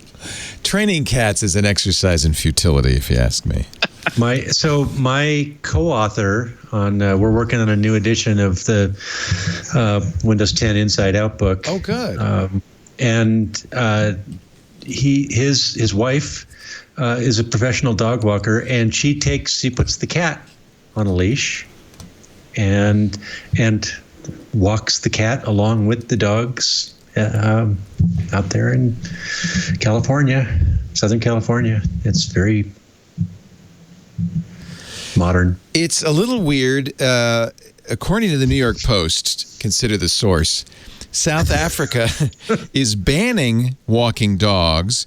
Meanwhile, in Spain, they're cracking down on pet rentals, saying it's illegal to walk someone else's dog. I don't know why they're trying to keep South Africans from walking their dogs. That's one of the big things around here in Northern California. If you go out on a walk or go to a park, all you see is dog lovers walking their dog. I don't know how they could ban it in South Africa. It's strange. Every country is reacting to this somewhat differently. If you are hiring, and I hope you are, there are a lot of people looking for work right now, and I want to mention our sponsor, ZipRecruiter, which is the absolute best way, the easiest way to hire. If you've got job openings, man, you're golden, but you want to get the right person, because every single person you hire can make or break your company, and that's why we use ZipRecruiter. We've done a lot of our hiring through ZipRecruiter, and we've been very happy with it. According to their own research, nearly 75% of employers are having a hard time filling open positions. 68% raising their wages, 23% raising their benefits. There are still jobs out there. So if you're a job hunter, go to ZipRecruiter.com. And if you are looking to fill a position, go to ZipRecruiter.com. They post your job on 100-plus job boards. They have many, many resumes already on file. And one of the things they do, which is really cool, they use their matching technology to look at those resumes, look at your job, and then invite people who have the right qualifications to apply. That's why 4 out of 5 employers who post on ZipRecruiter will get a quality candidate within the first day. I bet that number's even higher. Now, we've always got, it's been amazed within a few hours of posting on ZipRecruiter. I always loved Lisa's face because she's always worried when we're down somebody. She goes, oh, this person's great. This person's great. You can try ZipRecruiter free right now. Go to ZipRecruiter.com/twit. That's ZipRecruiter.com/TWIT. It's the smartest way to hire. And if you've got a job, you're somebody special right now. Take advantage of it. Find the right person fast. ZipRecruiter.com/twit. Thank you, ZipRecruiter, for supporting This Week in Tech. Let's see. GM is offering free limited internet access on its connected cars. If you have those, what do they call it? The OnStar thing? Is that on GM cars? You press that button? Yeah, you get unlimited internet access. Who would have thunk it? Maybe you could use it to take free courses from Yale University on happiness and positivity. Practice happiness. What does Yale know about that? Good question. Professor Laurie Santos, she created a course called The Science of Well-Being. It was actually very popular when it was launched, probably because Yale students saw it as a gut. Easy A. But maybe they really wanted to be happy. They've now released it for free. You're not going for a grade, so this is what Yale says. Professor Santos reveals misconceptions about happiness, annoying features of the mind that lead us to think the way we do, and the research that can help us change. You can also take courses in artificial intelligence. This is a good time to take Harvard's Introduction to Computer Science, CS50, at eds.org. This is a good, take a class. You got a little free time? Take a class. I don't have any free time, Leggy. You're exactly the same as always, right? You're doing nothing has changed for you. Yeah. It's exactly the same. You're right. Actually, I don't have any free time either. Yeah. No, it's the amount of stress. Everyone's stressed right now. Yep. If you don't have a job, you're stressed at the idea of finding one. If you do have a job, you're stressed at the idea of keeping it, continuing to perform. So, it's like the stress levels are through the roof right now. And, it's just, the thing that I'm doing, I am trying to be kinder in, I like it. Especially in social media contexts where it's easy to be flip and sarcastic and all.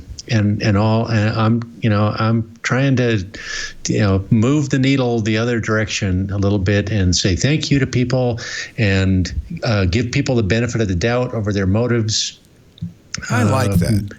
Mute instead of block. Everything. Do you notice that Twitter is a nicer place? At all? A little bit. Yeah? A little bit. Lexi, does it seem nicer? Oops, that's not Lexi. Lexi, does it seem nicer to you these days? I have actually been making a kind of a concerted effort to only be on Twitter for brief periods of the day. There's just so much information, and just my entire feeds are just COVID-19.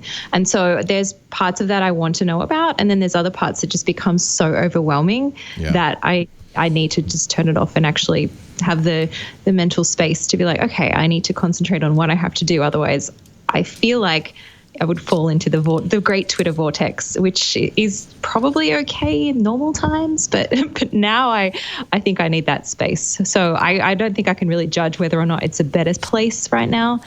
It's just a lot of information. Do you use Twitter, Seth? Yeah, at Seth R. That's a good one. I like it. Yeah, I had a worse one, and then years ago, Twitter let me switch because the person who had it wasn't using it. So I've been at Seth R now for longer than not. Do you notice that, as Ed Bot has, that people are a little gentler these days on Twitter to each other? I hope we are. Oh, have you seen InfoSec Twitter? I mean, is it brutal? No, and just to be clear, I was talking about my own personal. Oh, you are nicer behavior. Yeah. I'm not saying I'm like I said, mute, not block. That's I'm muting a fair number of people, and I'm responding to them with comments that suggest that their remarks were in good faith. If I think that they that's a that difference. There was a possibility. Yeah, because what usually happens on Twitter is you go, "What do you mean?" and then it ramps it up escalates. You go from 0 to 60 in 3.2 milliseconds. Nobody assumes good faith on Twitter. Yeah. I've always had a very difficult time focusing on the 7 bazillion important tasks I need to focus on and doing Twitter or Facebook or Instagram. I'm really bad at it. So seeing the problem that I have now is that you get more up-to-date, more easily verifiable information from Twitter than you will from news reports. It's just it's the nature of what the two different beasts are. Simultaneously better and worse. Yeah. I mean, you have to pick your who you're following. But like following, like I'm doing a story on biohackers who are helping out with the various coronavirus efforts, and it's important for me to to also like figure out who actually knows what they're talking about and who's just scrambling to 3D print something that may not even be useful. There's a lot of challenges. I follow a couple of epidemiologists. I follow more politicians now than I really feel comfortable doing. But you have to hear and see what people are saying because a lot of it needs to be debunked, or even is accurate at the time of posting and then is incorrect 24 hours later, or has changed 24 hours later. So it's hard right now.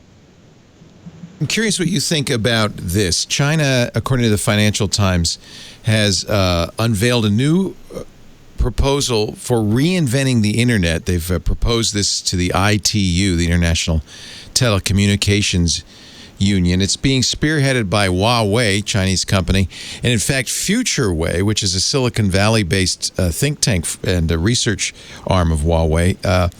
They made this proposal together with China Unicom and China Telecom, the country's Ministry of Industry and Information Technology. The Financial Times got the PowerPoint presentation for something China calls new IP.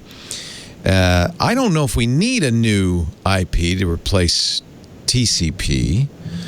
They said that the infrastructure is unstable, vastly insufficient, and they suggested that the ITU should take the long-term view and shoulder the responsibility for a top-down design of the future network. One of the reasons they want to do this, there's a new feature in new IP that the Chinese call "shut up," which would be, it's aptly named. It would be useful on Twitter. It allows, it's a top-down, by the way, governmental-run internet.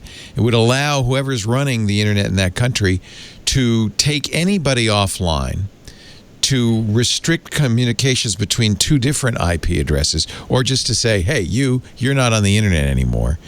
And I have the feeling this is the main reason for what this. Could possibly go wrong? But, I mean, so two different things here. Number one, the statement of problem there is 100% accurate. The internet was never designed to be what it has become today. DNS was never designed to be a directory. And so, the internet is just a god-awful mess today. But a top-down government-imposed solution that gives a central authority the ability to arbitrarily cut off access to a single node on the internet with surgical precision, basically an online drone strike, is not the answer. Absolutely, you could see why answer. China would love this, though, right? The ability to shut down dissent on the internet, and you could also see why other countries might kind of fall for it. Because for a variety of reasons. Well, we could, this is why the Earn It Act is rushing through Congress so that we can control child abuse online. But I think one of the most important statements about the internet as it exists today is the aphorism that is absolutely true. The internet interprets censorship as damage and routes around it. Right. That's the real problem. And that's the good part about the internet, but there's so many bad parts that go with it. But honestly, the idea that somebody is going to, come in top down and invent a better internet, especially China. No, yeah.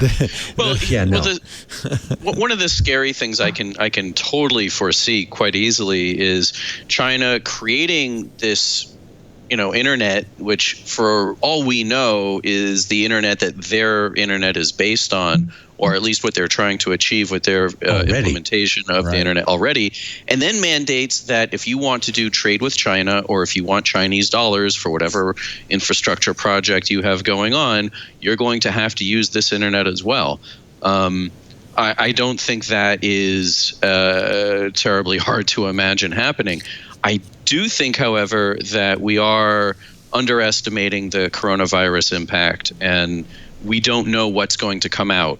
And when we have gotten through this globally, so it worries me that China is talking about this, but it also worries me that we're seeing government organizations trying to do an end run on Section 230 with the Earn It Act. Right. So this is highly concerning, but also we don't know how things are going to be in China when coronavirus returns there, if they will be as successful as before in tamping down on it. We don't know, as we mentioned, if they've been misleading about their numbers, their infection rates. So it sounds like a really bad idea.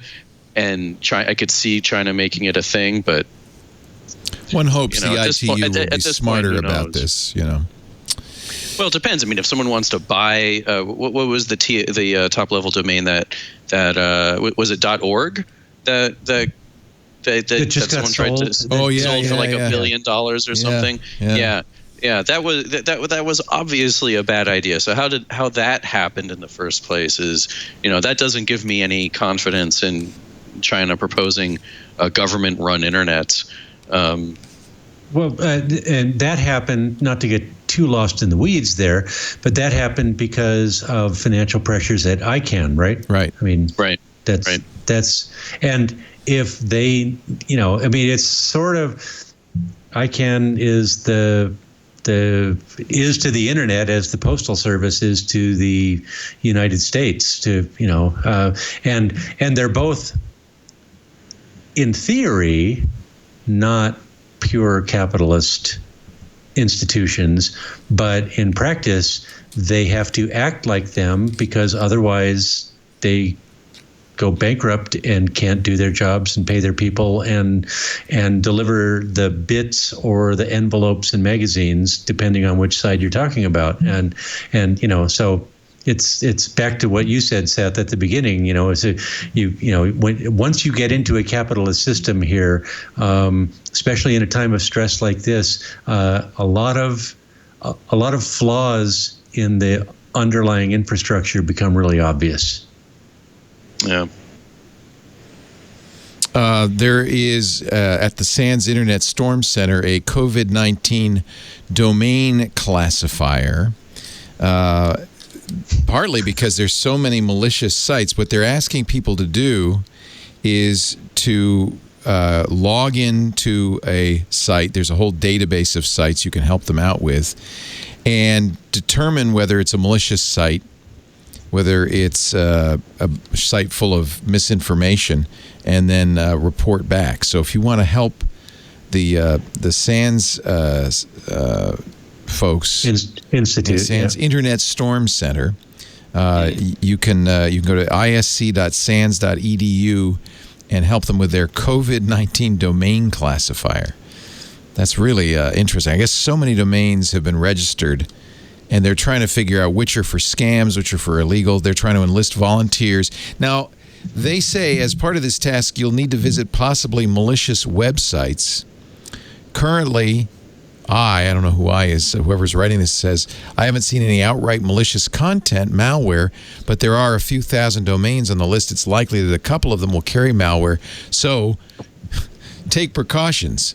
Use a separate system, a virtual machine, or a mobile device that can be reset and has no personal information may work well.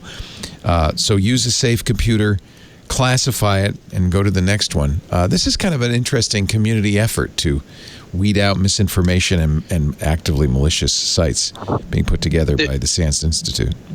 If anything comes out of all of this, I hope it is that on the ground level, there's more cooperation between smaller organizations, more cooperation between individuals. I mean, that's what the promise of all this technology, is about, and why so many people are into it. Right.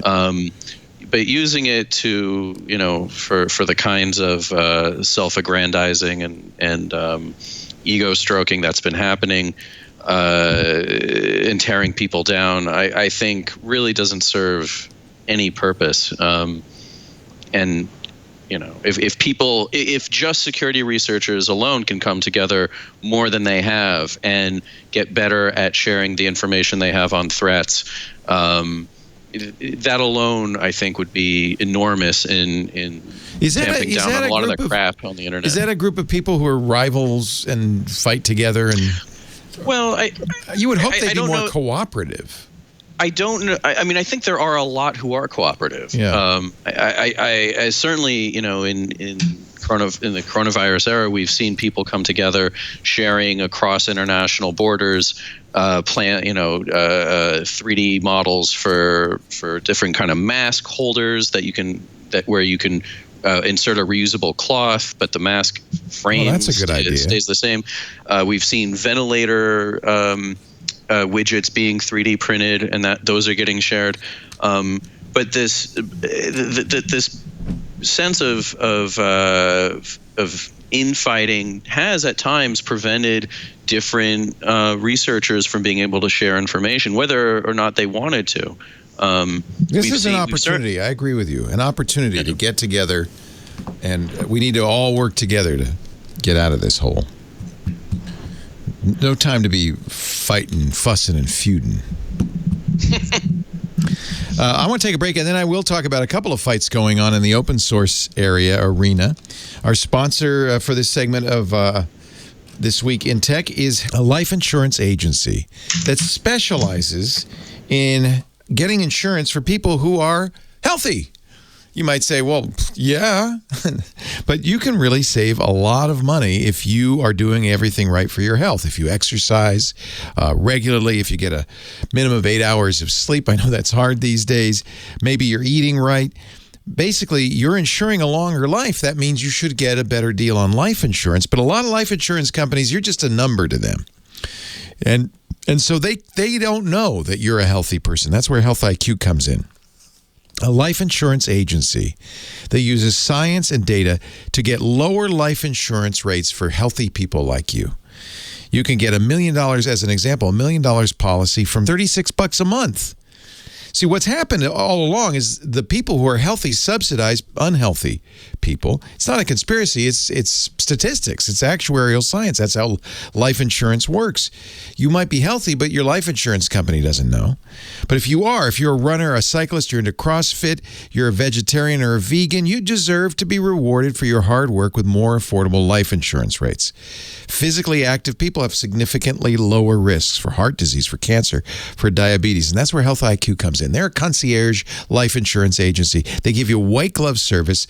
They walk you through the entire process of applying. They work with the top 30 insurance companies in the country. So these are good companies, and they have pre-negotiated better rates you can't get anywhere else for people who are healthy. They've got exclusive rates for Health IQ. Now, the trick is you got to qualify. Oh, yeah. No, everybody can get into this. So here's what you do. You take the Health IQ quiz at healthiq.com/twit. It's a knowledge assessment, not a self-assessment. They put together a team of the nation's leading medical, health, and fitness experts to create this quiz. It's actually a lot of fun to take. Depending on your score, plus other related qualifying factors, you can save up to 41% on your life insurance premiums compared to other providers. You'd be crazy not to do this. There's no commitment. You're going to learn a lot more about other opportunities to be rewarded because you care about healthy living, and it's a lot of fun. Let Health IQ's concierge service guide you toward getting the life insurance you deserve. Go to healthiq.com/twit. Take the Health IQ quiz. Once you complete it, they'll call you. The team will walk you through the process, and you can save a lot of money on your life insurance. There's no reason not to try this. There's no cost, no obligation. See how much you could save. Go to healthiq.com/twit. healthiq.com/twit. A few more stories before we wrap this up. Let's see here. The Library of Congress, I think this is nice, has opened up its collection of open access books. I think it's 1.7 million volumes of open access books. There's actually a lot of collections. There's Project Gutenberg out there. But some of the Library of Congress stuff is more recent. Cory Doctorow's Little Brother, which is a great young adult story about the surveillance economy. A book I would highly recommend, Benkler's Wealth of Networks, is fascinating. Pop City, Korean popular culture and the selling of place. All of this from the Library of Congress website. And this is all legal. There is some dispute, though, over the Internet Archive doing something similar. Did you follow this? The Internet Archive has been first of all, disclaimer. Love the Internet Archive. I support them. They are preserving our Internet history. Downloading, I don't know how much they do every day, but terabytes of data which they store otherwise would be lost. Every GeoCities site ever is there. If you've ever used the Wayback Machine, you've used the Internet Archive. They also scan books. Now, this has been very controversial. Remember when Google did this, the Authors Guild sued. There was a legal opinion some time ago that said that a digital copy could be put online for every print copy any library owned, but you had to do it like a library. You could only lend out one per copy you owned, so there wouldn't be more, 1,000 copies of one book out there, and you had to have an expiration, a due date and all of that. Because of COVID, starting March 24th, the Internet Archive suspended the wait lists for its 1.4 million book library. They created what they called the National Emergency Library to serve the nation's displaced learners. They say the suspension of rules will run through June 30th of this year or the end of the emergency, whichever is later. During the waitlist suspension, users will be able to borrow books from the Internet Archive without joining a waitlist, ensuring, sounds good, students will have access to assigned readings and library materials that the Internet Archive has digitized for the remainder of the U.S. academic year. People who cannot physically access their local libraries because of closure or self-quarantine continue to read and thrive. The authors are pissed. That's an understatement. The authors say this is a pirate website. It's not legit. NPR apparently publicized this on Twitter, earning them the wrath of the Authors Guild and many authors. Mark Wunderlich said this is piracy, plain and simple. Your local library can get you ebooks once they've paid for. What do you think? It is a national emergency. I think the Internet Archive does the work of the angels. Have they gone too far? So I'm a member of the Authors Guild. I get checks. I get checks from the Authors Guild every year for royalties for use of my books in various libraries and academic systems and such. And I think this is awesome.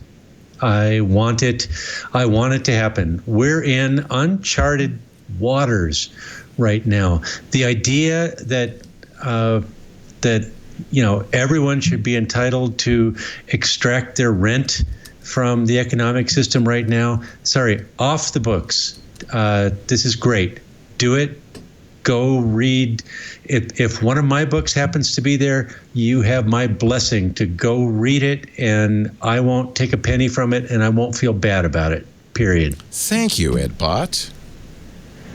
Thank you. I understand why authors would be perturbed, but it only goes through June 30th, right? This is not a power grab from the Internet Archives.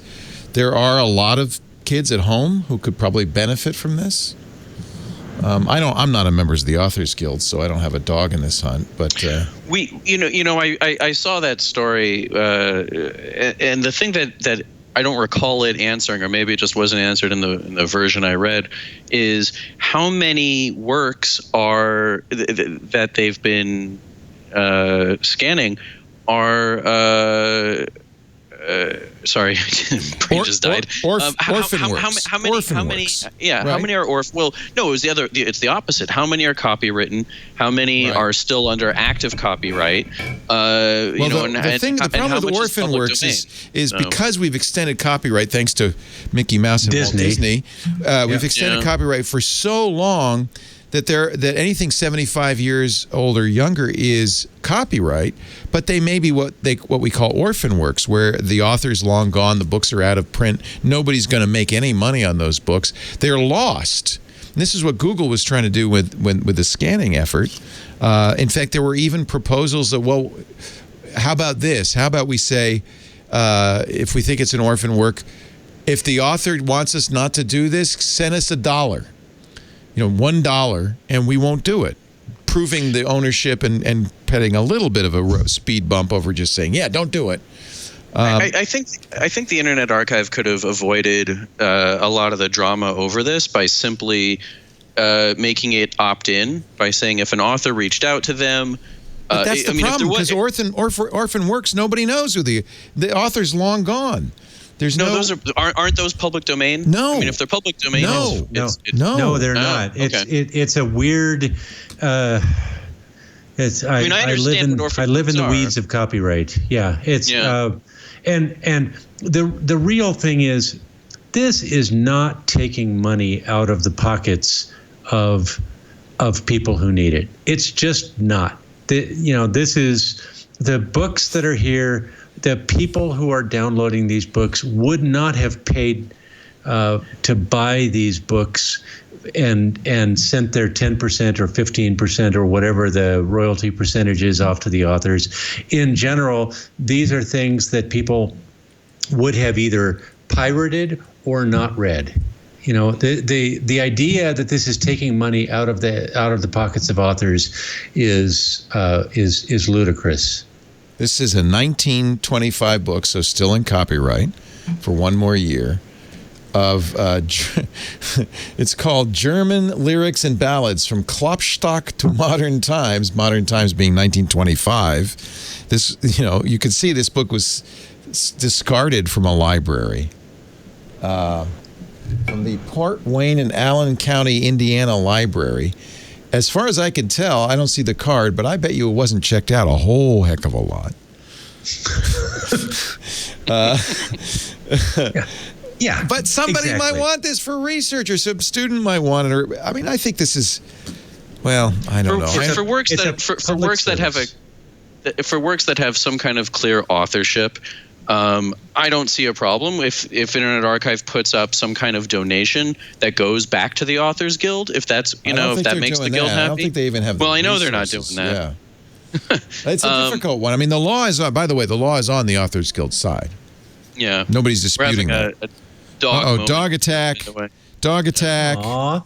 Aww. Aww. Come on, Lexi. You want a dog, don't you? I do. Yeah. Come on. Go to Muttville. Zero's the second dog I've gotten from Muttville. If you're in San Francisco, it's a senior dog rescue. Maybe your landlord would agree to a 3-week foster. It is a special time, right? It is exactly. It's a special time. You just say 3-week, 6-week foster. Because fostering dogs is. Both of the dogs that we've had while we've lived here in Santa Fe have come to us from people who fostered them. And they came to their forever homes here. Nice. But they were fostered by other people who kept them for a week or 2 or 3 so that they didn't have to go upstate Lexi, New York. Is it an Australian Shepherd you're looking for? No.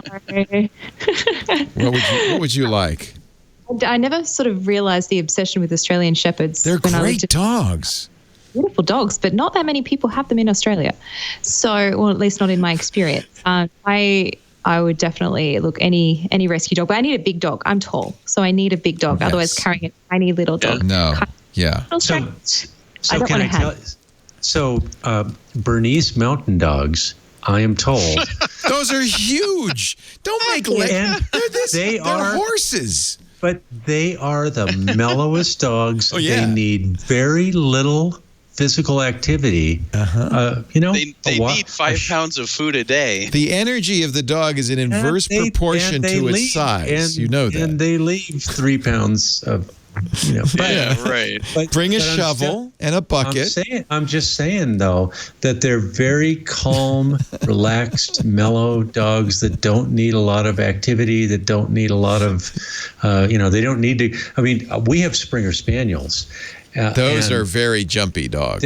They're very twitchy dogs, and if the reason that Lucy went to the dog park this afternoon is because if she doesn't go to the dog park, she's bouncing off the walls, and she's almost 12 years old. Yeah. Well, this is why I recommend Muttville. So my first dog was a pit bull mix from Muttville, Athena. I had to rename the dogs because everything is great about Muttville, but they give the worst shelter names. And so Athena was great. She was in her twilight years, and we had a good year and a half plus together. And pit bull mix, not a small dog. And then I adopted Zero, and Zero is a black lab mix, probably border collie is the other half of her. But don't you think adopting a dog that's on its last legs is kind of No, it's wonderful. Sad? It's wonderful because these dogs are so happy to have another place to go. Yeah. They are so thrilled that they're in a home, absolutely. that they're getting fed. The only tactical error I made with Zero was that I didn't realize that I had to buy running shoes to go with her. and she's 11 and a half. And for over a year, we do 5 miles a day in Golden Gate Park. And You're in great blown shape. away. Yeah. I'm getting there. There's a lot that needed to change. You, my friend, you could wear tights if you want to come visit. No one needs to see that. One last story. I thought we should end with a happy story. The Elizabeth Warren for President campaign is over, but I think this is great. They're open sourcing all the 2020 campaign tech they created. They're going to make public all the apps, all the digital tools. They used a lot of open source technology, and they're contributing that open source technology back. There was a nice Medium post by members of the team, including Chief Technology Strategist Mike Conlow and CTO Nikki Sutton, and they talked about all of the software they're going to make available to any campaign they want to use it. I think this is exactly the idea behind open source, and I think that's a really great thing to do. They have Spoke, a peer-to-peer texting platform, originally developed by MoveOn. Polaris, a polling location lookup tool. Caucus app to help caucus captains calculate. They could have used that in Iowa. Calculate the votes. Switchboard. But it's really interesting. There's a lot of these days. Campaigns are very high tech. There's a lot of software out there. Red Hook. Ladies and gentlemen, I think it's time for everybody to go home, find a dog, cuddle up, watch Tiger King. Any of you watching Tiger King on Netflix? Not yet. It's all the rage. Scary. Have you seen it? Have you seen it, Lexi? First episode, so I'm only just starting it now. I'm trying not to binge it once. I know. I want to binge it. We got Outlander tonight. Better Call Saul tomorrow. So those two things are keeping us. They're keeping the Sunday Monday access is pretty solid right now. Yeah, we were watching The Outsider, which had that was a wild ride. The original? No, they made the Stephen King movie into I think an 8-part or 10-part miniseries on HBO. It was very well done. It was very good, I think. Yeah. So we've been watching that. I just finished. God, what was it? Hunters. Oh my God, is that wild? Oh, Woo. I could rant about that for a very long time. I have problems with that. Loved Pacino though. Pacino was stellar. The Italian Jewish guy. Wow. Yeah. Wow. I've got. Yeah, I'm too sober to rant about it. But and then I finished up Picard. And what did you think? Because I haven't watched that yet, and I think I can watch it for free now. I think they've put it out. Yeah, CBS made it free until the end of April. Should I leap in? Because I'm a Star Trek fan, but not a huge fan. If you love Star Trek, or if you love watching Patrick Stewart chew scenery, he's great. He's phenomenal. Yeah. There's a lot of fan service in this. In the show, and I feel like this is the case with a lot of these shows that you can binge, where they're not tight. They're very aware of who the audience is, aren't they? They're written for 45 minutes or an hour.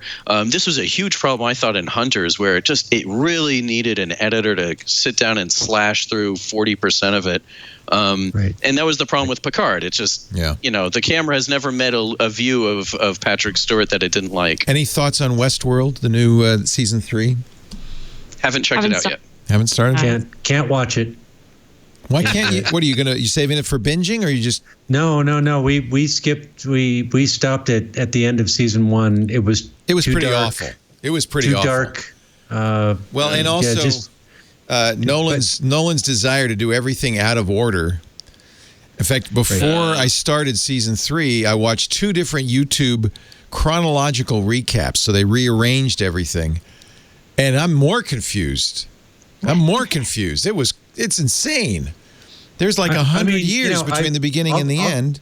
I'll just go back and watch Memento one more time. Just to, if I want. He loves that stuff. chronological incongruence. I'll go back and watch Memento one more time, but we seem to be getting that in our daily life. Yeah. Yeah. I had the same feeling. I watched the first episode, and we've had the second now.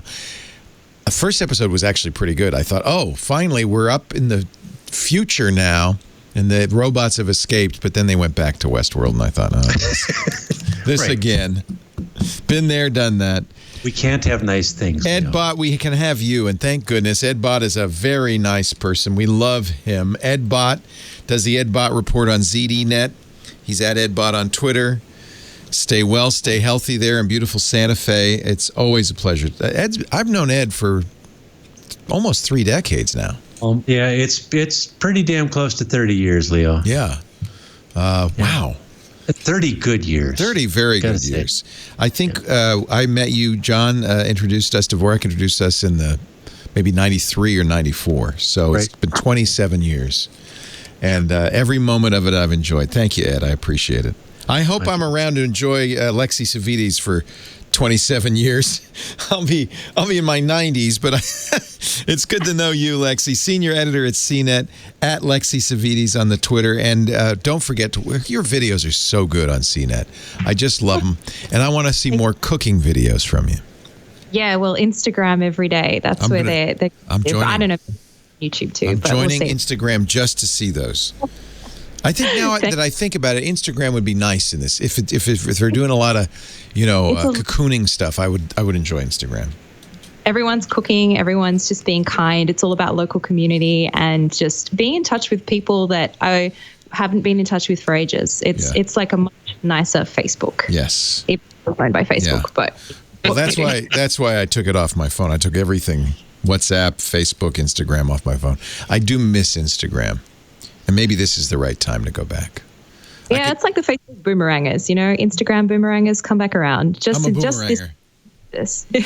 Okay, boomeranger. It's okay. You can say it. And Seth, always a pleasure. Thank you so much. Seth Rosenblatt is the EIC at the-parallax.com, at Seth R on the Twitter. Always a pleasure to have you on. And check out my story tomorrow in Fast Company on the last tech conference standing. You went to the last one. You brave person. Yeah. You and 2 others. Yeah. I think that's hysterical. There were 3 attendees. There were about 5 or 6 staffers, and there was 1 journalist. That's pretty amazing. We do Twitter. I don't know what we're going to do next week. We're really running out of stories here. The tech industry is just basically shut down. I'm telling you, I think we might do cooking next week. But I hope you will come by. We'll keep you company no matter what is going on. Every Sunday afternoon, 2:30 Pacific, 5:30 Eastern, 21:30 UTC. You can watch or listen live at twit.tv/live, or you can ask your Amazon Echo. You can just say, Echo, play Twit Live, and it'll play whatever's going on at any time of the day or night. We're always here. Lots of shows.